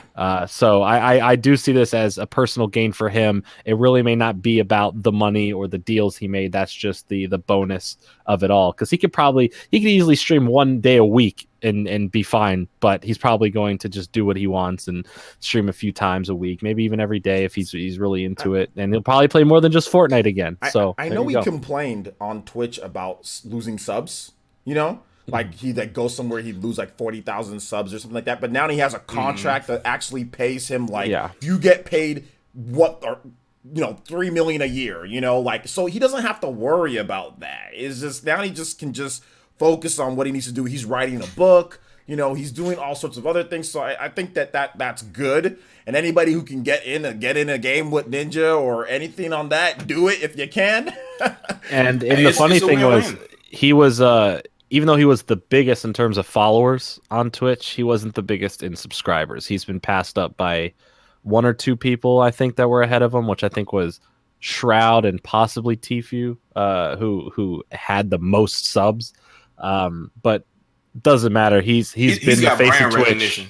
He's been the face of Twitch for almost 2 years at this point. So, good for him for moving on into the next chapter of his life. I don't feel any oh, screw this guy, the rich get richer. I don't care. Good for him. He's a creator. He came from humble beginnings. He's good at what he does. He deserves it. So simple as that.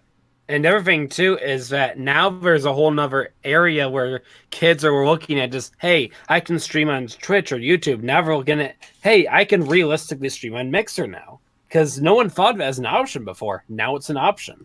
Mixer is going to probably blow up, and by the end of this year, going into next year, will become an actual head-on-head rival with Twitch. I think this is going to spark. I've heard these. Dr. Disrespect made like a quick comment. People didn't know if it was a joke or if he was like alluding to something about possibly moving to Mixer after Ninja's announcement while he was streaming.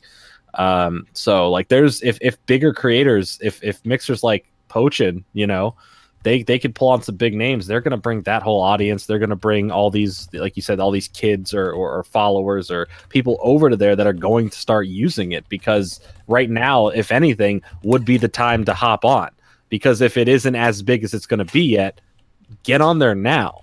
And then you could possibly make something for yourself on there before it blows up like Twitch did. Like in the early days of Twitch, all you really had to do was be different in somehow, and you would probably get recognition. Now you're buried on Twitch. It's almost impossible to grow. Yeah. So right now I'd say, hey, move to Mixer. If it's the wave and it works for you, ride it. And I don't know how Doc feels, or any of them are on Twitch, but just thinking about someone like Doc, who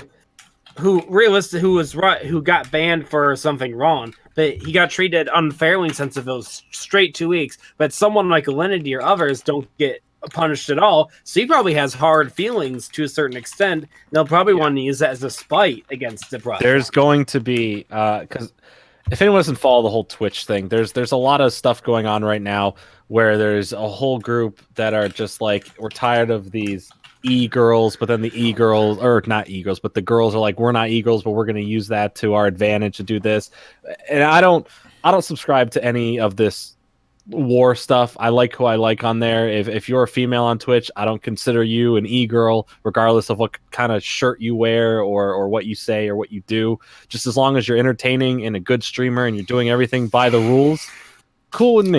You know, Alinity completely deserved to be in trouble hundreds of times. There's so many accountable things that she's done that she'll just gloat about, saying I'm never going to get in trouble. I don't know what her thing is with Twitch behind the scenes, but there's something there where she literally has immunity from almost anything. Like I to the point where she could probably kill a person on stream and they'd be like, it's all right, we'll just pretend it didn't happen. Delete the VOD. Yeah, just delete the VOD. You'll be good.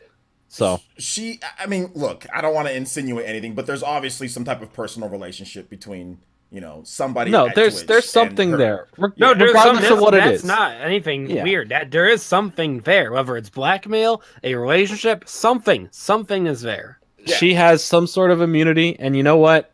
Whatever. It sucks. It is what it is. We can't really do anything about it because, like, the shitstorm on Twitter, there's been so many people complaining about it, writing, and PETA got involved with the whole animal stuff. Like, there has been a whole slew of things about it, and nothing happened. So at this point, there's really nothing that's going to happen out of it.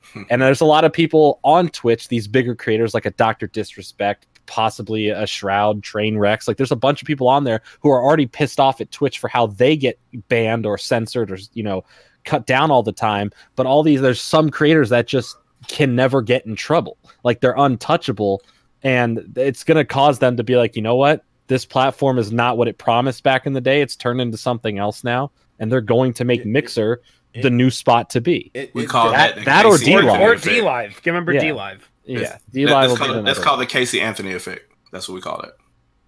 Casey Anthony.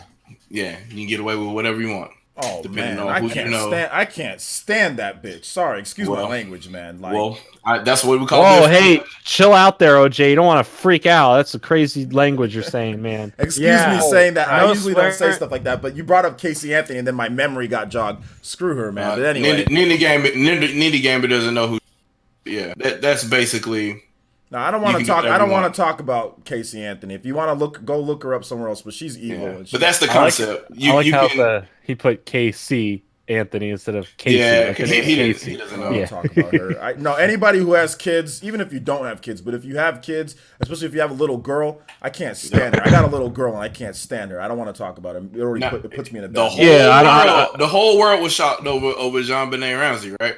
that's just how I feel about that whole situation. You can be on Twitch and do whatever you want if you're this person, but if I'm Shadow Fox and I decide to drop an F-bomb, all of a sudden I get, Yeah, well, preferential treatment and all this stuff, that's been something that's, I mean, obviously, but the thing about Ninja hasn't really, what I like that he's getting this deal is because he hasn't been a part in anything that's been controversy from Ninja is people trying to make something into a controversy, He doesn't want to stream with women because he doesn't want any rumors to start. Oh, he's sexist! You know what I'm saying? No, It's always the only one time he really did anything wrong is when he sang a song wrong and he said the N-word. Yeah. And he apologized for it. Like, I get it. To some people, that's not enough. I can't really speak on it as a white person. You got other cats out here saying it, and it's not by accident. So yeah, I can't speak on this as a white person. Because it's not my place to. But at the same time, I believe that this cancel culture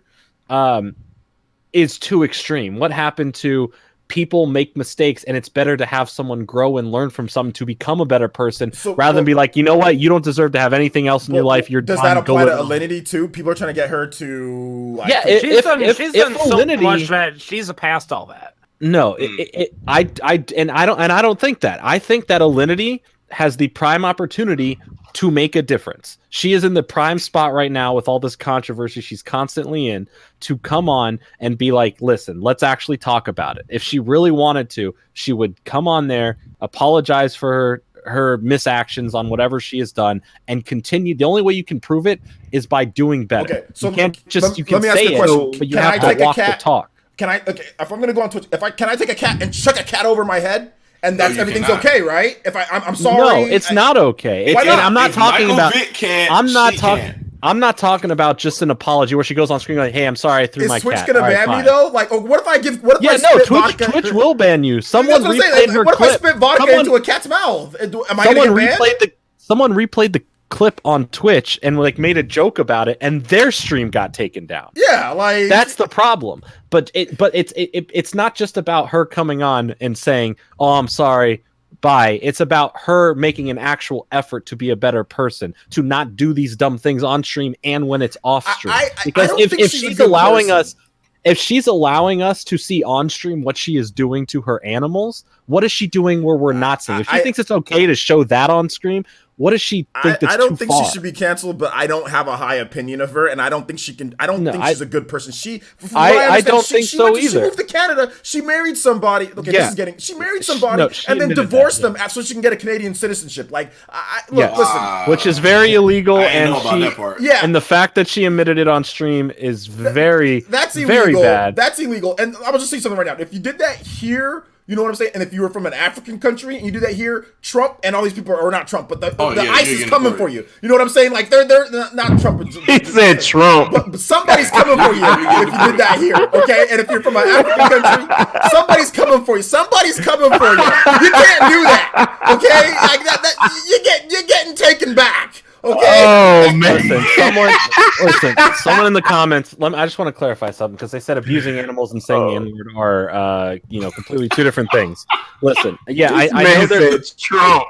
we get it. Haha, Trump, so funny. All right, but with this, yes, animals and the N-word, abusing animals and saying the N-word accidentally.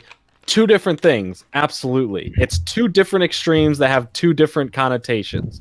I'm saying that I believe everyone has the chance to become a better person and learn from mistakes. Some it's harder for others because, yes, I love animals. Abusing an animal in any way is immediately like I almost made a really harshful tweet towards Alinity, but I deleted it before I put it out the day she did that stuff because I was like, listen, it's not worth it. It's not my business. Whatever. I'll have my opinions, but I'll keep it to myself. But okay, and I very much dislike what she did. I'm not condoning her actions, but I'd rather than just say, you know what, she's done. I don't think she should ever stream again. Her career should be over. Screw this person for the rest of her life. I'd rather her make a turnaround and start being a better person, regardless of whatever bad or stupid thing you said or did. All right, I'm not talking like if you murdered someone, obviously go to jail. F you. That's terrible. No, they still have time to turn it around. So is abusing animals. Look, I just want a Canadian citizenship. That's all I want. Can I marry her? I just want a Canadian. I'm wondering about that though. can streamers get a little bit more leniency versus say like a YouTuber, right? Because like when the whole the Madden tournament shooting happened a while back, I had a really scathing video I was going to upload with regards to everything that happened and everything, because I was obviously upset about it, and I had the time to look at it, edit it, look at it, and say, yeah, I'm deleting this. If you're streaming and you're giving a live reaction, you don't have that opportunity. So you come out and literally just you, what's off the top of your head comes out, and you offend a crap load of people. So I'm wondering, do you think there's any leniency as far as the internet police goes, or versus somebody that uploads? Right now, we're in an era, and I think it's kind of in the middle, sort of towards the end of it, because it's been like over the last couple of years. This cancel culture, this hate mob mentality, these different movements. Can I finish without you interrupting me every guy? Go play Madden or something. Jeez. Go ahead. I just want you to elaborate on how you think is the end of it, because I don't see the end of it. Well, let me explain. Because these kind of waves come in movements. These giant movements that we've had the last couple of years just sprouted out and started because of the different ways that people can, once one thing happened and it figured out that other things can happen because of it, then it got so big. But right now we're seeing more fight back against cancel culture than we did a year ago, when cancel this person for every little thing they did. Oh, this person accidentally sneezed in someone's direction, they didn't know, and it got on that person got sick, that person's canceled. Now it's like, hey, it was an accident, we shouldn't cancel this person. The best example, every day there's some new YouTuber or online person that gets in a controversy and is trending on Twitter. Look at Aaron Hansen from the Game Grumps today, has been trending on Twitter for comments that he made, which I don't necessarily see as too bad. They're definitely not cancel worthy, but there was a mob of people trying to cancel them. But then a whole nother mob of people came back and said, listen, this cancel culture's stupid. And he's already came out and apologized for maybe saying things a little bit too harshly for what he did. I'm not going to go into the full situation. You want to read about it, just search the hashtag Aaron Hansen. You'll find it on Twitter. And I think we're getting past this point of cancel culture, and maybe it will take a few more years to get back to a place where we're not just going to be so vindictive immediately. Like, OJ, if you come on stream and you start bastardizing something and people start immediately canceling you, like, oh, this guy, screw this guy, he's canceled. You want to have the chance to explain yourself or apologize or whatever, but we're at a point where that wasn't possible. Now we're back where that can happen, because look at recent examples on YouTube. The James Charles situation, everyone blamed him. Then he took a while, he came back, he said, here's my side of the story, and then things were like, oh, okay. Here's the thing, the different rules apply for.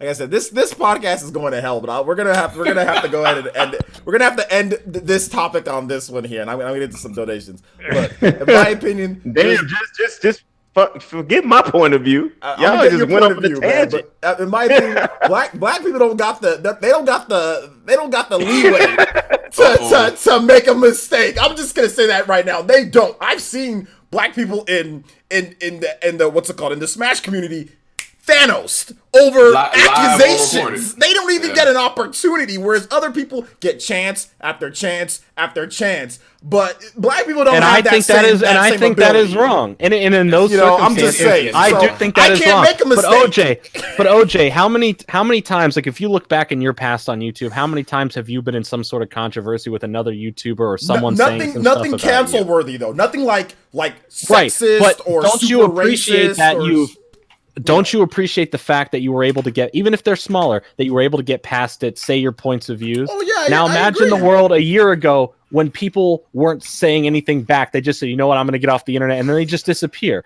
We're in a time of fight back. No matter what race you are, white, black, if you're Asian, Hispanic, it doesn't matter. All right, everyone has the full right to defend themselves or speak on their side and to be a better person in circumstances. I just think you better not. I agree. I agree with both of y'all. I agree with both of y'all. If you're a black content creator, you better not say anything that's cancel worthy, because I've seen it happen. But that shouldn't be. It shouldn't be. It shouldn't be the case. Like, and I'm not going to sit here and say there's no such thing.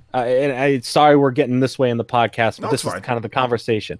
I'm not going to sit here and say there's no such thing as white privilege. All right, I'm not going to sit here and say, oh, I'm only going to say this because I'm white. No, there is definitely, and you could see it online, see it like you brought up in certain circumstances where there is white privilege, and I do think it is not fair. I see every person as a person. That's all we are. We live on one planet. We're all the same, no matter what color. I don't know if it's even white. It's just if you're black. Yeah, it's just other. It's not necessarily. It's not necessarily the fact that it's whether something's right or wrong or not. It's just how can I say just the perception.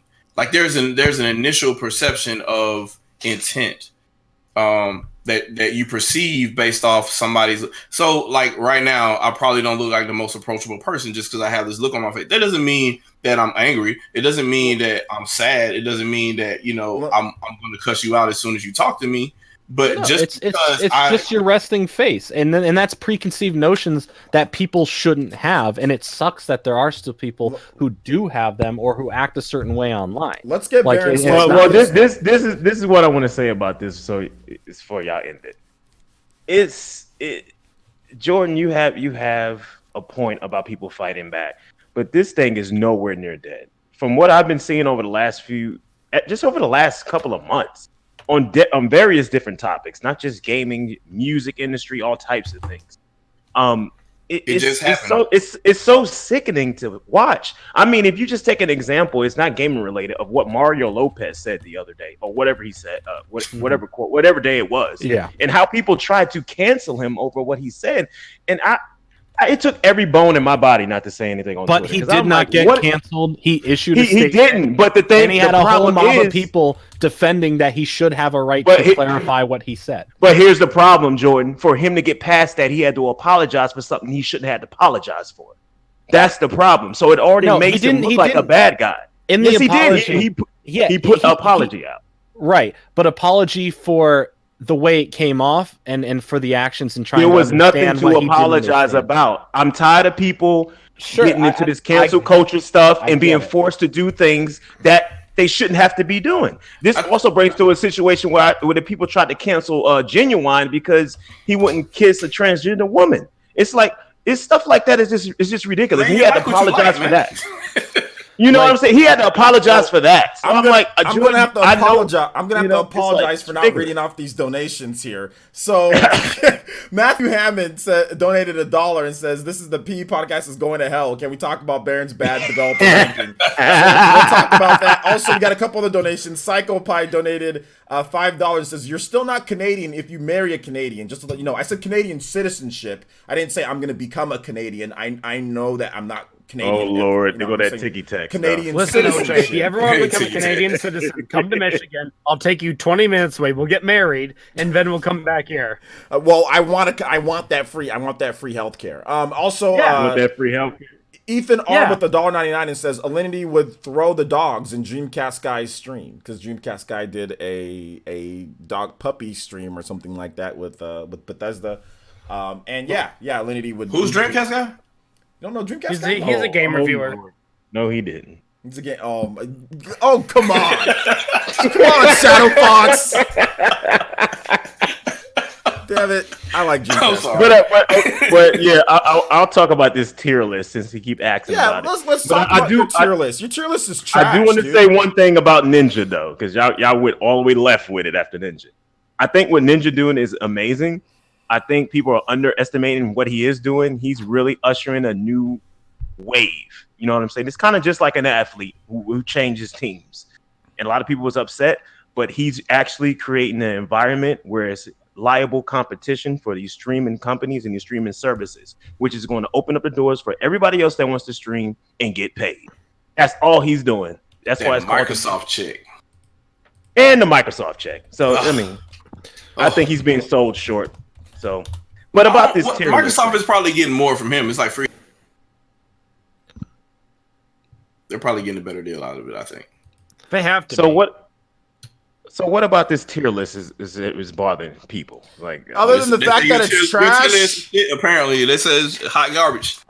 It's not trash. How is it trash? How is it trash? Okay, OJ, I want OJ to tell me how it's trash. Why do you think? The fact that Well, can you bring it up once again? Like I don't have it. I don't have it right now I because I'm on remember the it mobile. being garbage. So I remember you can pull it Epic up. being up there, like in like a Hold on, tier. wait. Okay, OJ, I'll send it to you on Twitter DM and you can pull it up. Can you do that? Can you still do that?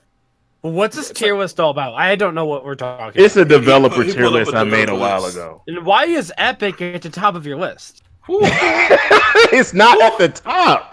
Oh my god! I'm gonna answer everybody questions one by one, so I don't have to. I don't While want you send it, the list I'm to just- OJ, I just want to say one thing so we can finish off the conversation we were having about this. Everybody will be able to see it. I'm putting in the Twitter group chat, so everybody. So when I agree with you on the facts that there shouldn't be things to apologize for on some of these levels, right? Like obviously there's certain things that should be apologized for when you mess up and legitimately make a mistake, but not everything should. If you say something or certain beliefs that really aren't as offensive as people try to make them, I agree you shouldn't have to apologize. And the reason why I think that we're on the hill, over the hill, going down out of this culture is for many reasons. Like look at Kevin Hart and the controversy he keeps getting in because of the old stuff that keep looking onto the past. And this last time it happened when he didn't host the was it the Oscars, I believe? I believe it was Oscars. He said, I am not going to apologize. And it's not like he disappeared from Hollywood. He's still making movies. Jumanji, the next Jumanji movie's coming out. He's been in a couple comedies throughout the year. He was quote unquote canceled, but he's still here in Hollywood. He's still getting work, So Yeah. I think we are at a point where when someone just goes, no, I shouldn't have to apologize for that, there are going to be people saying, yeah, you're right. I agree with that. You shouldn't have to apologize for that. We're getting to a point where we're past just this guy's canceled and then that person disappears. We are getting past that. I even if it takes 5-10 years to go down, I think we're on a better trajectory than where it was a year ago, is what I was trying to say with it. I don't mean like it's over, like, oh, tomorrow no one cares anymore. There's no cancel culture. There's no movements. But I'm saying I think we're on the better half of that as people are really figuring out a lot of this stuff, because a lot of it has either been fabricated, a lot of it has been lies, and it overlooks the real things that happen. And I just want to say this for people who keep saying about the animal abuse. I think it's disgusting and she should be reprimanded for it. I don't think a simple apology is going to fix it for them, right? Like for her. But I do think that there should be a chance for anyone to be redeemed, unless it is as far as killing a person or an animal or anything. Like, yes, I think the abuse of animals should be reprimanded. There should be looked into by like animal care agents that go over there and discuss that, which I think did happen. And I hope the best for the animals, whether it sucks to get taken away, for her, but if that's what needs to happen, that's what needs to happen. But I believe that everyone should have a chance to redeem themselves in most ways. So I do have one. I got one alibi with that. I mentioned earlier. I didn't get really a chance to talk on it, but when you guys were talking about the whole Lopez thing, I think a majority of his counseling and people saying he was shit was more of guilt by association as well, because everybody that quote unquote is against that, when you see a certain name associated with where he was doing his talk, they immediately were like, whoa, what is happening here? Why are you even there? And immediately like, oh, so you're saying this and you're with that person? Okay, X. Like they immediately started to associate the two, and that's unfortunately the company you keep is gonna get you in those type of situations. I feel you on that, but a statement still is a statement. True. You can't change the statement. If I say the sky is blue and you get offended, I shouldn't have to apologize for saying the sky is blue. No, you shouldn't. It's always just simple as that. You should apologize you said the sky is blue. You said the sky is blue, and you were sitting across from a flat earther also, and they're like, "Oh Jesus, oh my God, the flat earther has convinced you to believe that the sky is blue." And we don't think the sky is blue anymore because we don't like the flat earther. We don't sit here and cancel flat earthers. Everyone's entitled to like their own thoughts and beliefs or opinions on stuff, whether we think don't it's cancel them. We just mock them. stupid. Yeah, I think. But anything in the world can be made into a joke because that's how comedy works. Especially flat earthers. Yeah. So it doesn't matter. I don't think that the offensive culture, because go back to the 90s, that's early not a defense for them to do it. I'm not surprised that's why that happened. Because there's definitely some things better in society that have been more accepted, which is a great thing. But there needs to be a line drawn where we can't just cancel someone because we don't like them or the one thing that they said. If you disagree with someone, it shouldn't be, okay, this person's dead to me, we need to ruin their whole career, whoever they are.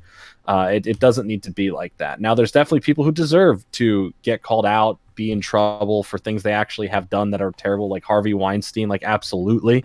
But there are certain things that go too far, like the Aziz Ansari situation. He just had a bad date. That's what it boiled down to. He went on a bad date, and his career got derailed for 2 years. He's now making a comeback with stand-up where he talks about it in his special, and then he'll probably continue his Master of None show on Netflix after that, because Netflix stood by him. They said, we'll work with him when he's ready to come back, you know? Because in the grand scheme of things, he didn't hurt anybody. He didn't rape anybody. He didn't, like, go beyond the limit that maybe mixed signals were shown on a date that maybe weren't there. And that's about it. Hey, you have a punchable face, Chris Righteous. Relax. That's the extremes of both scenarios there. So you got, you got allegations that can completely destroy you, even though if they're false.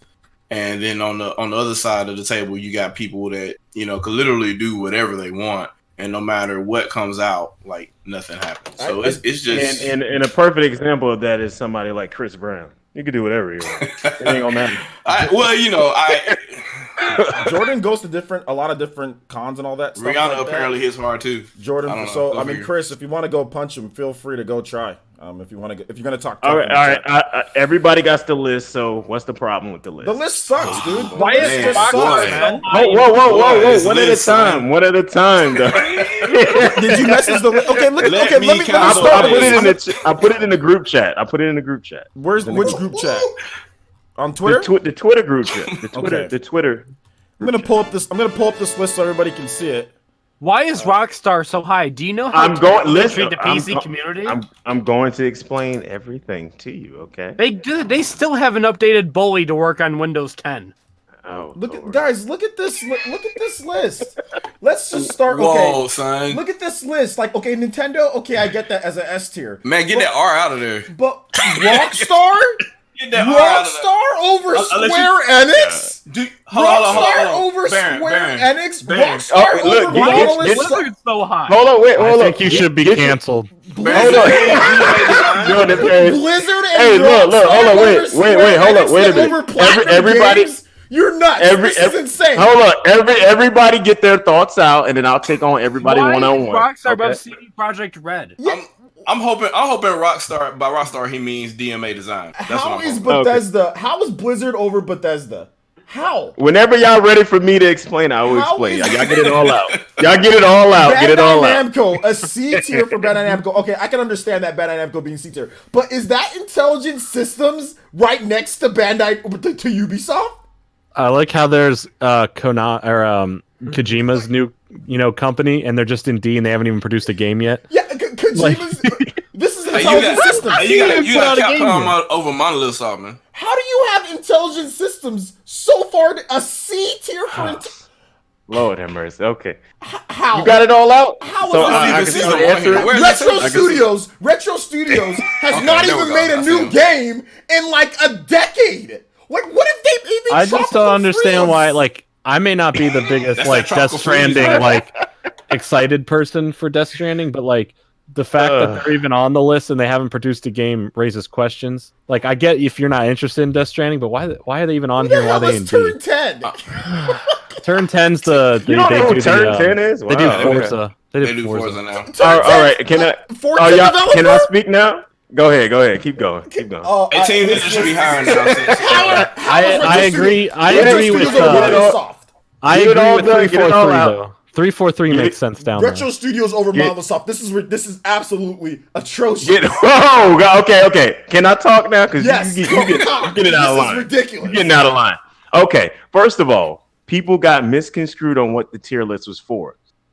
This tier list is for the best developers and how they rank among themselves.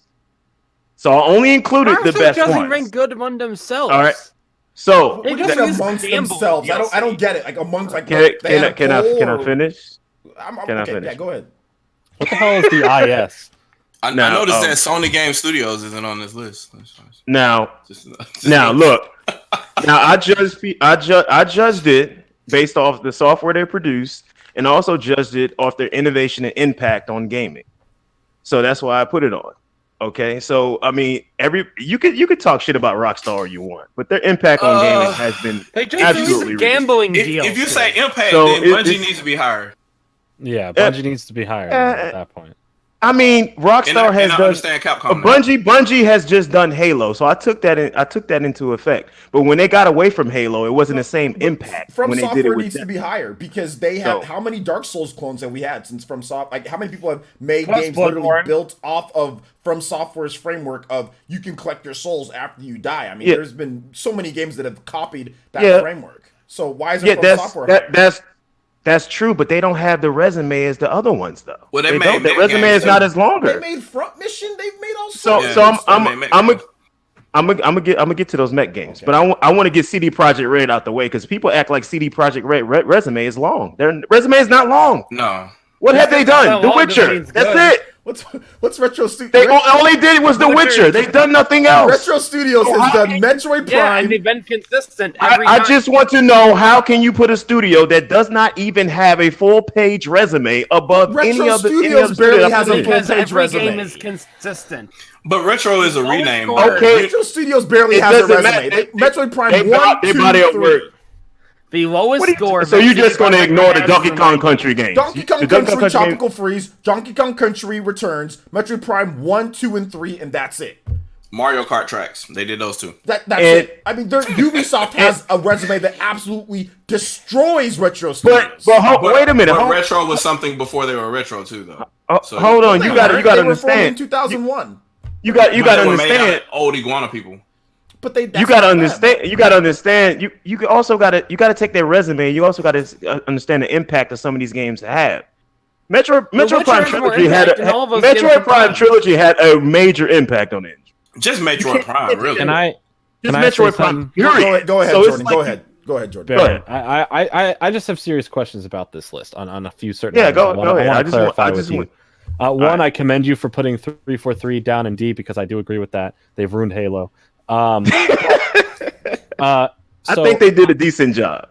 That's not true because they wouldn't be in D then if you thought that.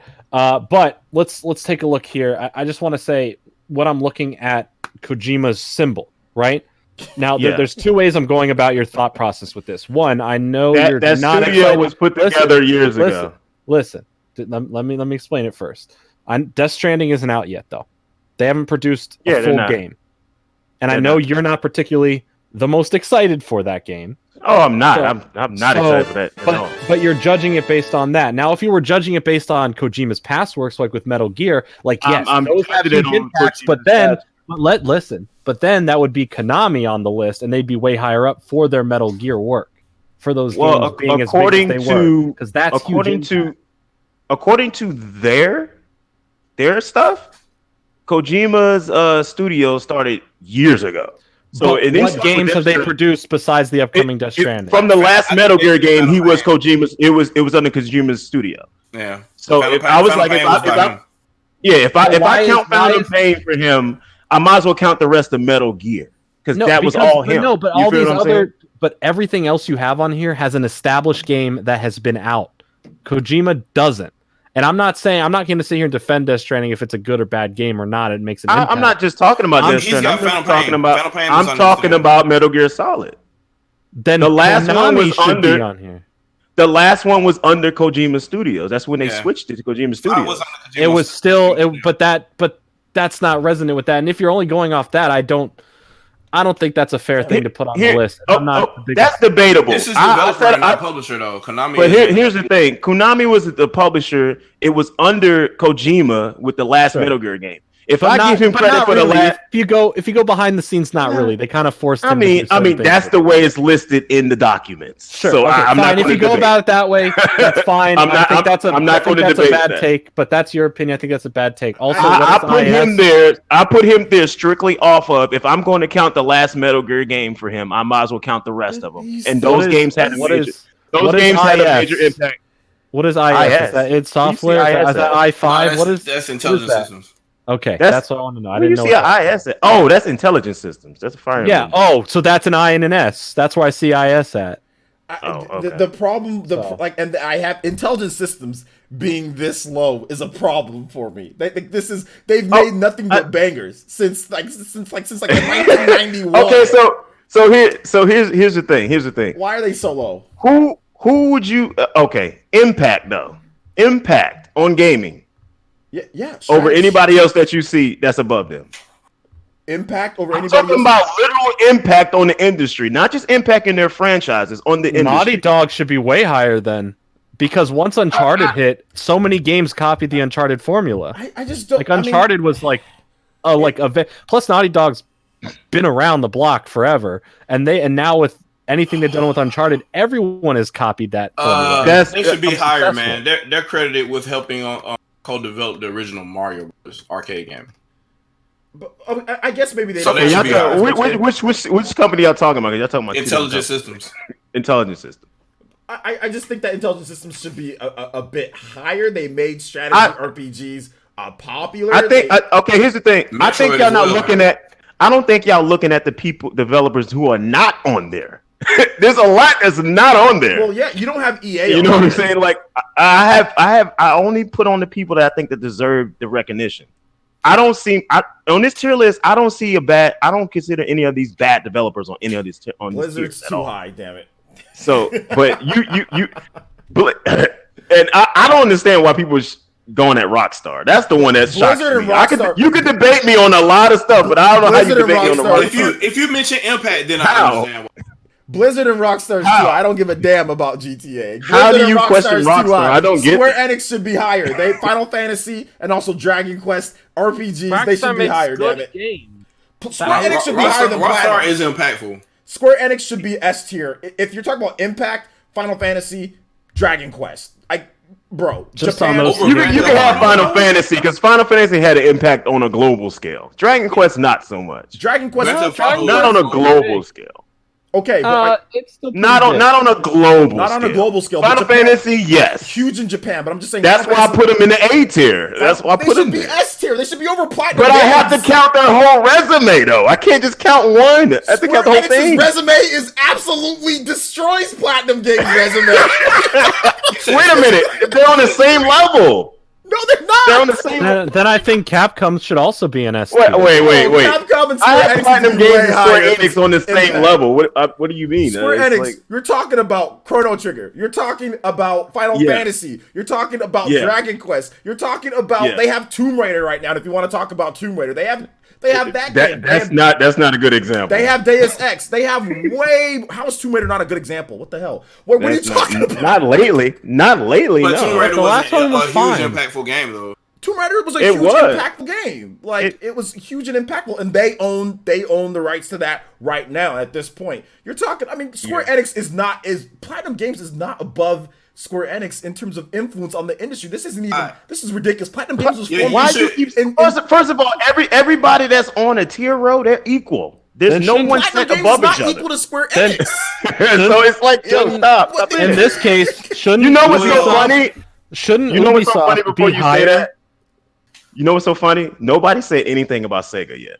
The fact that Sega's not on here is ridiculous too. I don't know why you don't have Sega on there because there's a thing called Sonic. Regardless if some games are good or bad, Sonic. Man, I'm sorry, but I mean, after all those years, if you look at, I'm looking at Ubisoft, and I know a lot of people dislike Ubisoft, but they have made a major impact with their series. Like, there are series that have been going on for a very long time, and if you want to talk about impact and sales numbers and in how they're doing it, they should be at least at minimum in B tier. Minimum B tier. They're not above Retro Studios. If somebody said you can pick between Retro Studios and Ubisoft and Impact, Retro Studios would be canceled faster than the fastest Thanos swipe. Obviously, Ubisoft is above Retro Studios in impact on the industry. Heck, Nintendo even copied Ubisoft with Legend of Zelda Breath of the Wild when it comes to the towers and all that stuff like that, which is clearly Ubisoft's not invention, but that's what Ubisoft does in their games. And Nintendo was looking at that when they're creating something like that. Obviously, that whole watchtower type of thing, and it unlocks the map and all that. Like, I mean, Ubisoft, like, obviously they get a lot of crap, but they should be higher than. I mean, they should. Baron, this list is trash. Square Enix. I think it's not. No. You just can't say trash. You just gotta elaborate, bro. There's a lot of companies on here that deserve to be up one, and a lot on here that deserve to be down one. I think Insomniac needs to be which one y'all biggest gripes then? What's your biggest gripe? Because you said Impact and Insomniac. I said that's a factor. Insomniac made one of the biggest impacts of all time with the Spyro series. That's a fact. Oh Lord, I'm not gonna argue with him. But like, I mean, Metroid Prime was huge, but Metroid was still a franchise before Metroid Prime. It was still like, oh wow, Super Metroid's still really dope. It sold really good. It's not like Metroid Prime blew away Super Metroid in sales or anything. Yes, it did do better, or whatever, and it did spawn, like, people did copy a little bit. There is influences of Metroid Prime, but Jesus, man, like, Metroidvania, that was a thing. Like, they copied Castlevania, Metroidvania. There's so many games that copy that Metroid formula. I think it's had a bigger impact on your big reason. For that reason, what's your biggest gripe? I want to know y'all two developers' biggest gripe. My biggest gripe: intelligent systems should be over retro. Intelligent systems should be higher. Lord, I don't know about that. Because without Metroid, there was no Metroid Prime. Square Enix should be S tier because of what they've offered in terms of Japanese gaming and in terms of even what they're doing right now in the impact. And they're making that new Avengers game. Square Enix should be higher. You're giving Platinum Games a little bit too much credit. And I would also say that what else? The Platinum Games one's a very biased. What'd you say? Trust me, the Platinum Games one was biased as fuck. No, that's what I'm saying. So listen. If you have one bias, I'm not going to deny that one. If you have one bias on there, then your whole. If you have a bias on your list like this, if this is your definitive list, then your whole list is invalid. If you were biased at one point, that makes the whole thing inept. Like this, I call it bias. I call it bias because people don't see Platinum the same way I see. I would have taken OJ just. I don't think anyone sees the way you see this list the way you see it, because your list to me is like I do is like, all right, this, like, you just threw a bunch of names at a dartboard and this is where they landed. Like, it's not. I see what he's getting at. Like, Bungie in D tier, just for Halo alone, puts them in an A tier at minimum. That's not even debatable. I don't feel like that's enough to put, especially when you came out with something. What are you talking about? Halo was one of the biggest franchises of all time. Let me finish what I'm saying. Even before Halo, Marathon had a big impact. All I'm saying is that I took everything into accountability. I took in your resume. I took in what franchises you worked on. I took in your impact. Also took in your failures as well. Like, Destiny did not live up to anything what Halo was. It didn't. But there's still a dedicated fan base for playing. Okay, you just mentioned failures now. Now that puts a whole nother spin on that. That's a whole different list. That means we still have to recategorize it. Then y'all overthinking it. Like, we should delete Platinum. Okay, and the reason why I say that is the reason delete Platinum off of what? Off the face of the earth. Because the reason why is because Platinum was old Clover, and that's what Capcom got all their clout from on this list. So take them off and just give the credit to Capcom. No, because that's what they were. I can't give Capcom credit for what Platinum actually did. They owned all that originally. I'm not talking about the past. I'm talking about what Platinum did themselves when they became Platinum. Now, that's just Vanquish. When they became Platinum. Let me just say something. Capcom, Street Fighter. Capcom has done a lot, so I don't know why people are trying to talk about Capcom. Street Fighter and Resident Evil, Devil May Cry, which Devil May Cry was the basis. Breath of Fire. Everything Breath of Fire was everything that Platinum Games is doing. So the fact that you have Platinum Games over Power Stone. Capcom should be S tier because fighting games would not be fighting games without Street Fighter. Resident horror, survival horror would not be survival horror without Resident Evil. Why is Capcom not S tier? Just why is they not S tier? I don't feel like they've done Mega Man. Put Platinum in Capcom. Put Capcom I love Capcom. Y'all relax. I love Capcom. Monster Hunter. Mega Man. Listen, I'm finna tell you, I don't feel like they did the same body of work that I'm Nintendo canceling Baron tonight. You can't put a damn Impact with Mega Man, Street They had Fighter, Impact. and Resident Evil and Devil May Cry. Why are you getting upset? Because I this is agree with those ridiculous. points. I You said I agree with those points. Monster Hunter, Mega Man, Resident See, Evil, I- Devil May Cry, Street Fighter. This is ridiculous. I This is agree. I absolutely agree ridiculous. with first things in the chat. We shouldn't cancel I- Baron. He just didn't I'm do a lot of canceling research. Baron for Capcom not being S tier. I just named those 5 franchises that are OJ, you just I'm literally canceling tried you. to put like 4 more developers in S tier. Everybody can't be S tier. I'm They can't. canceling you because I just There mentioned has all to of be- those. Capcom is S tier. You put There these ha- bum-ass companies like Rockstar, who makes one game every single 3 or 4 years. You put these bums But they're in front of them. consistent and they're impactful every time. But if you Damn, look they're at the impactful mistakes- at microtransactions. These bums. yeah, if they're you- impactful at if you're gonna these take- bums. You put these bums why are you above Capcom. so mad? I'm mad because I dislike this. Why are you so mad? You put these bums. you hating on these Rockstar bums. because Rockstar Games did change the industry like a mug, and you can't That's the deny it. Capcom do. Yeah, they did. They did. Resident Evil 4 is definitely a game that did that. I'm hiring The you. concession should be delete Platinum inside of Capcom and make Capcom S tier. I'm hiring Vega to come kill you. I'm hiring Vega as an assassin to come kill you. This list. But you also got to think about the other stuff. Capcom did give us Resident Evil 6. They did give us those terrible spin-off Resident Evil games. They did give us Street Fighter 5. But if you're looking at the negatives, then half this list is invalidated because they're way too high. Rockstar has made mistakes. Blizzard has made mistakes. Yes. Even Nintendo isn't the golden child. Like, I do agree. They should be very high up. Probably still an S, but they still had mistakes. Everyone on here has mistakes. Everybody has mistakes. I weighed their positives against their mistakes. That's what I weighted against. I'm crying. Your list is not holy, With man. Bungie, you're taking all of the Halo that they created with 2 Destiny games. You're like, oh, okay, that just puts them in D. Like, you're like, oh, they did all this great stuff with Halo, but they did Destiny. So what else has Bungie done besides shooting? They single-handedly They did Myth and Marathon. It's part of that is where I consider some of the beginning of esports is with Halo. And Halo literally created so much. I created machinima people. That's where Red versus Blue with Rooster Teeth came from. The impact from Halo alone is bigger than anything. I'm like crying, that guys. should be an immediate A tier. I'm Like literally, no question. I'm literally crying because Also, OJ said the F word. Capcom. OJ, Capcom is being. OJ, listen.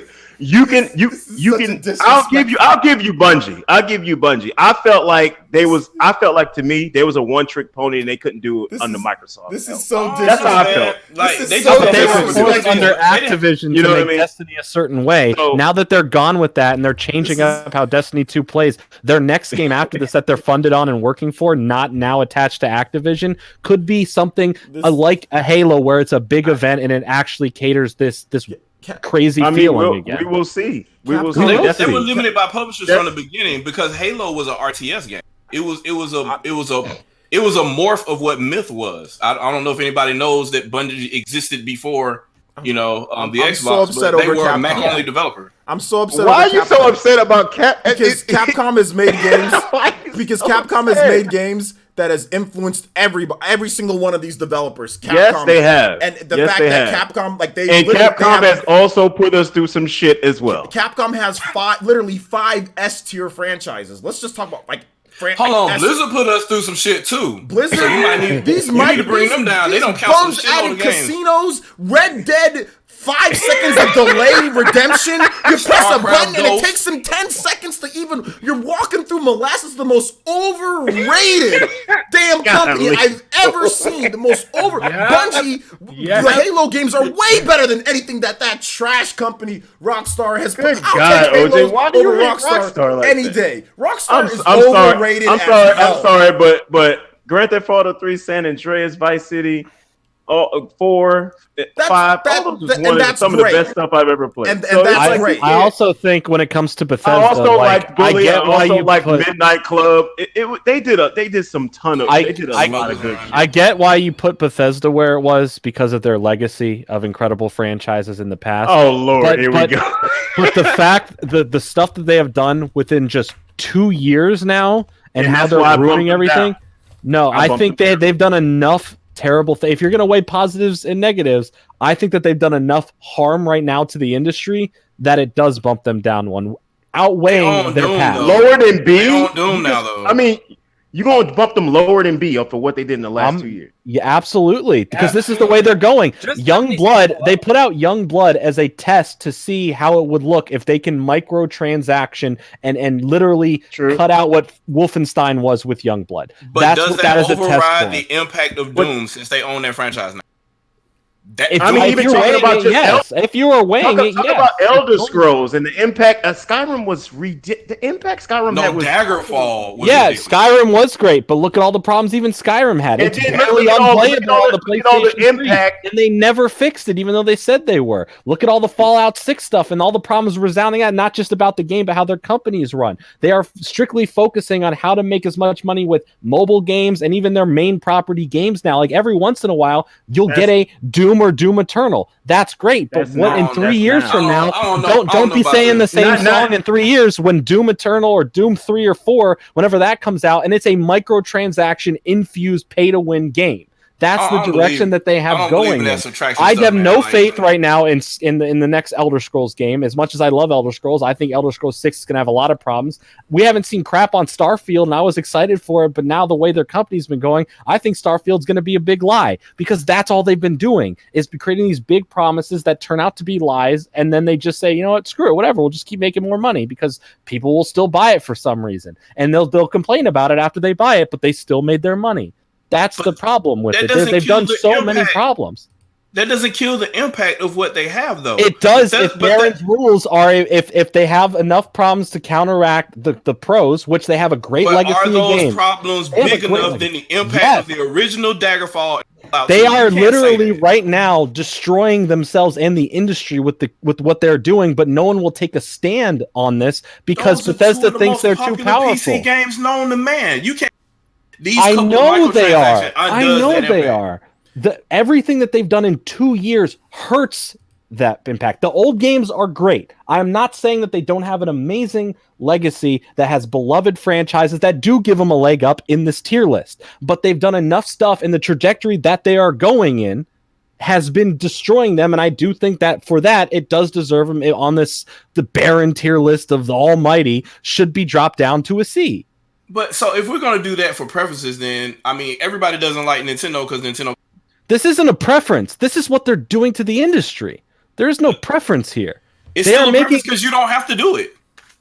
Then that argument goes to the whole list. You don't have to do anything because you don't have to buy any of these games, and every list is stupid. It doesn't make sense. That's the argument. I'll say what isn't stupid. Making sure that you guys get out of here before 12 midnight or something. Like it's already almost going to be 12 midnight. That's something that's not stupid for all my East Coast people. Maybe we can pick this one up maybe in a separate whole different video. But definitely, Baron, your trash list, has caused this division among all of us. If everybody of us, if we don't want to hang out anymore, it's because of you. I'm blaming you, and because you can't see the fact that Devil May Cry, Mega Man, you know what I'm saying, Resident Evil, Street Fighter, and Monster Hunter are way more impactful than than Grand Theft Auto. Anyway, I'm done.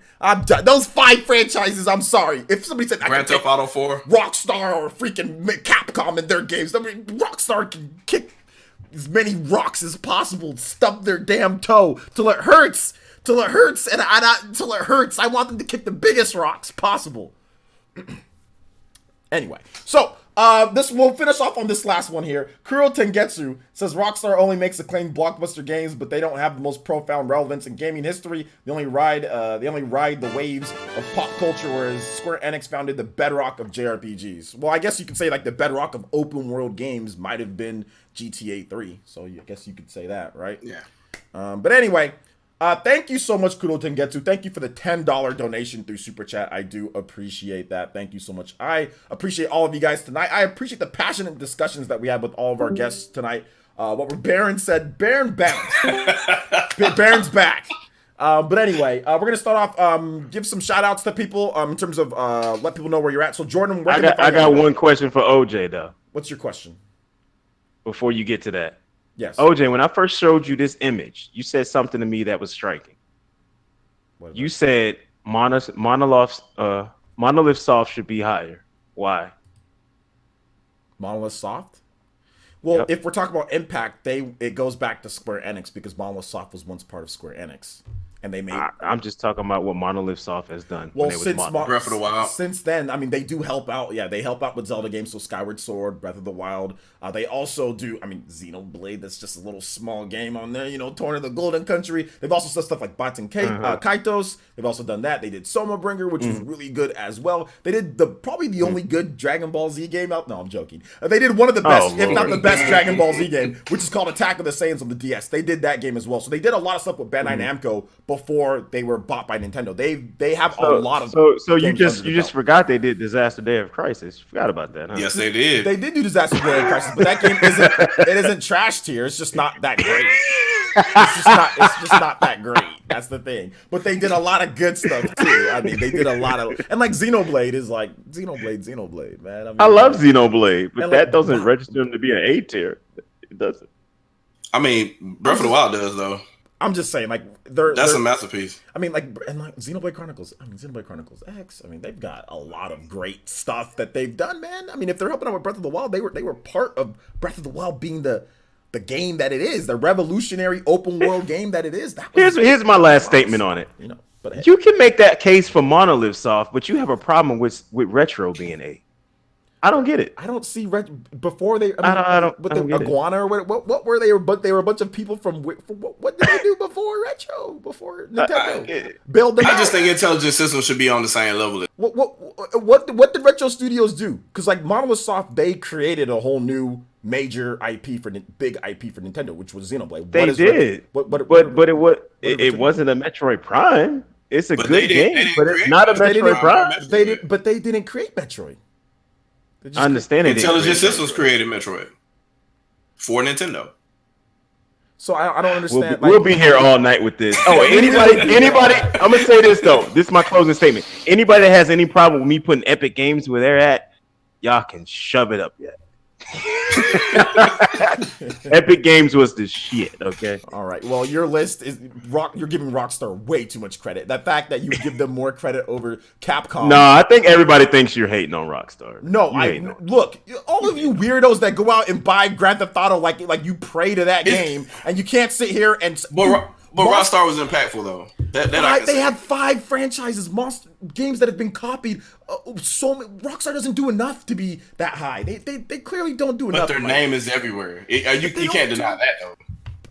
Capcom, you need Capcom. If Capcom was not here, if Capcom Thanos, there'd be problems. That's why I say Platinum should be gone. It should be inside of Capcom. There'll be all 4 of them up there.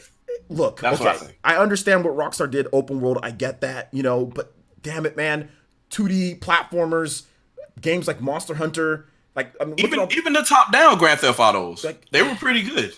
I mean, it's Capcom. He just hates on Rockstar, man. Midnight Club was amazing. Midnight Man, Bully was a good game. Midnight.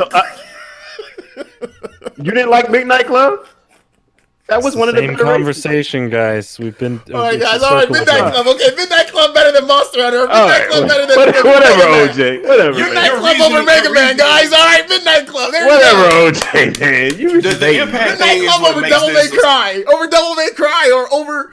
It's not over Devil May Cry. I'm just showing you they can do more than just Grand Theft Auto. I got you. They have shown they can do more than Grand Theft Auto. And be good at it. Midnight Club. All right, Jordan, where can they find you? Whatever, man. Search Jordan Fringe anywhere and you find me. YouTube, Twitter, wherever. I'm at a lot of places. Go subscribe to Jordan's channel for me, guys. All right, Baron, where can they find you at, my man? That super chat. Baron Epic has Fortnite, so why not S tier? Who can look, Baron? Where can they find you at? Thank you for the Wow. You got a backpack dance for that one. Where can they find you at, Baron?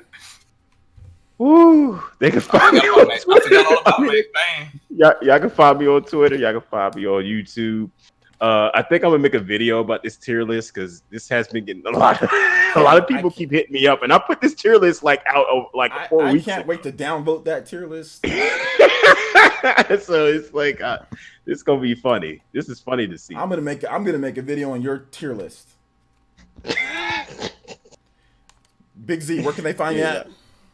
Y'all find me on YouTube, man. Yeah, on Twitter. And Shadow Fox, where can they find you at, my man?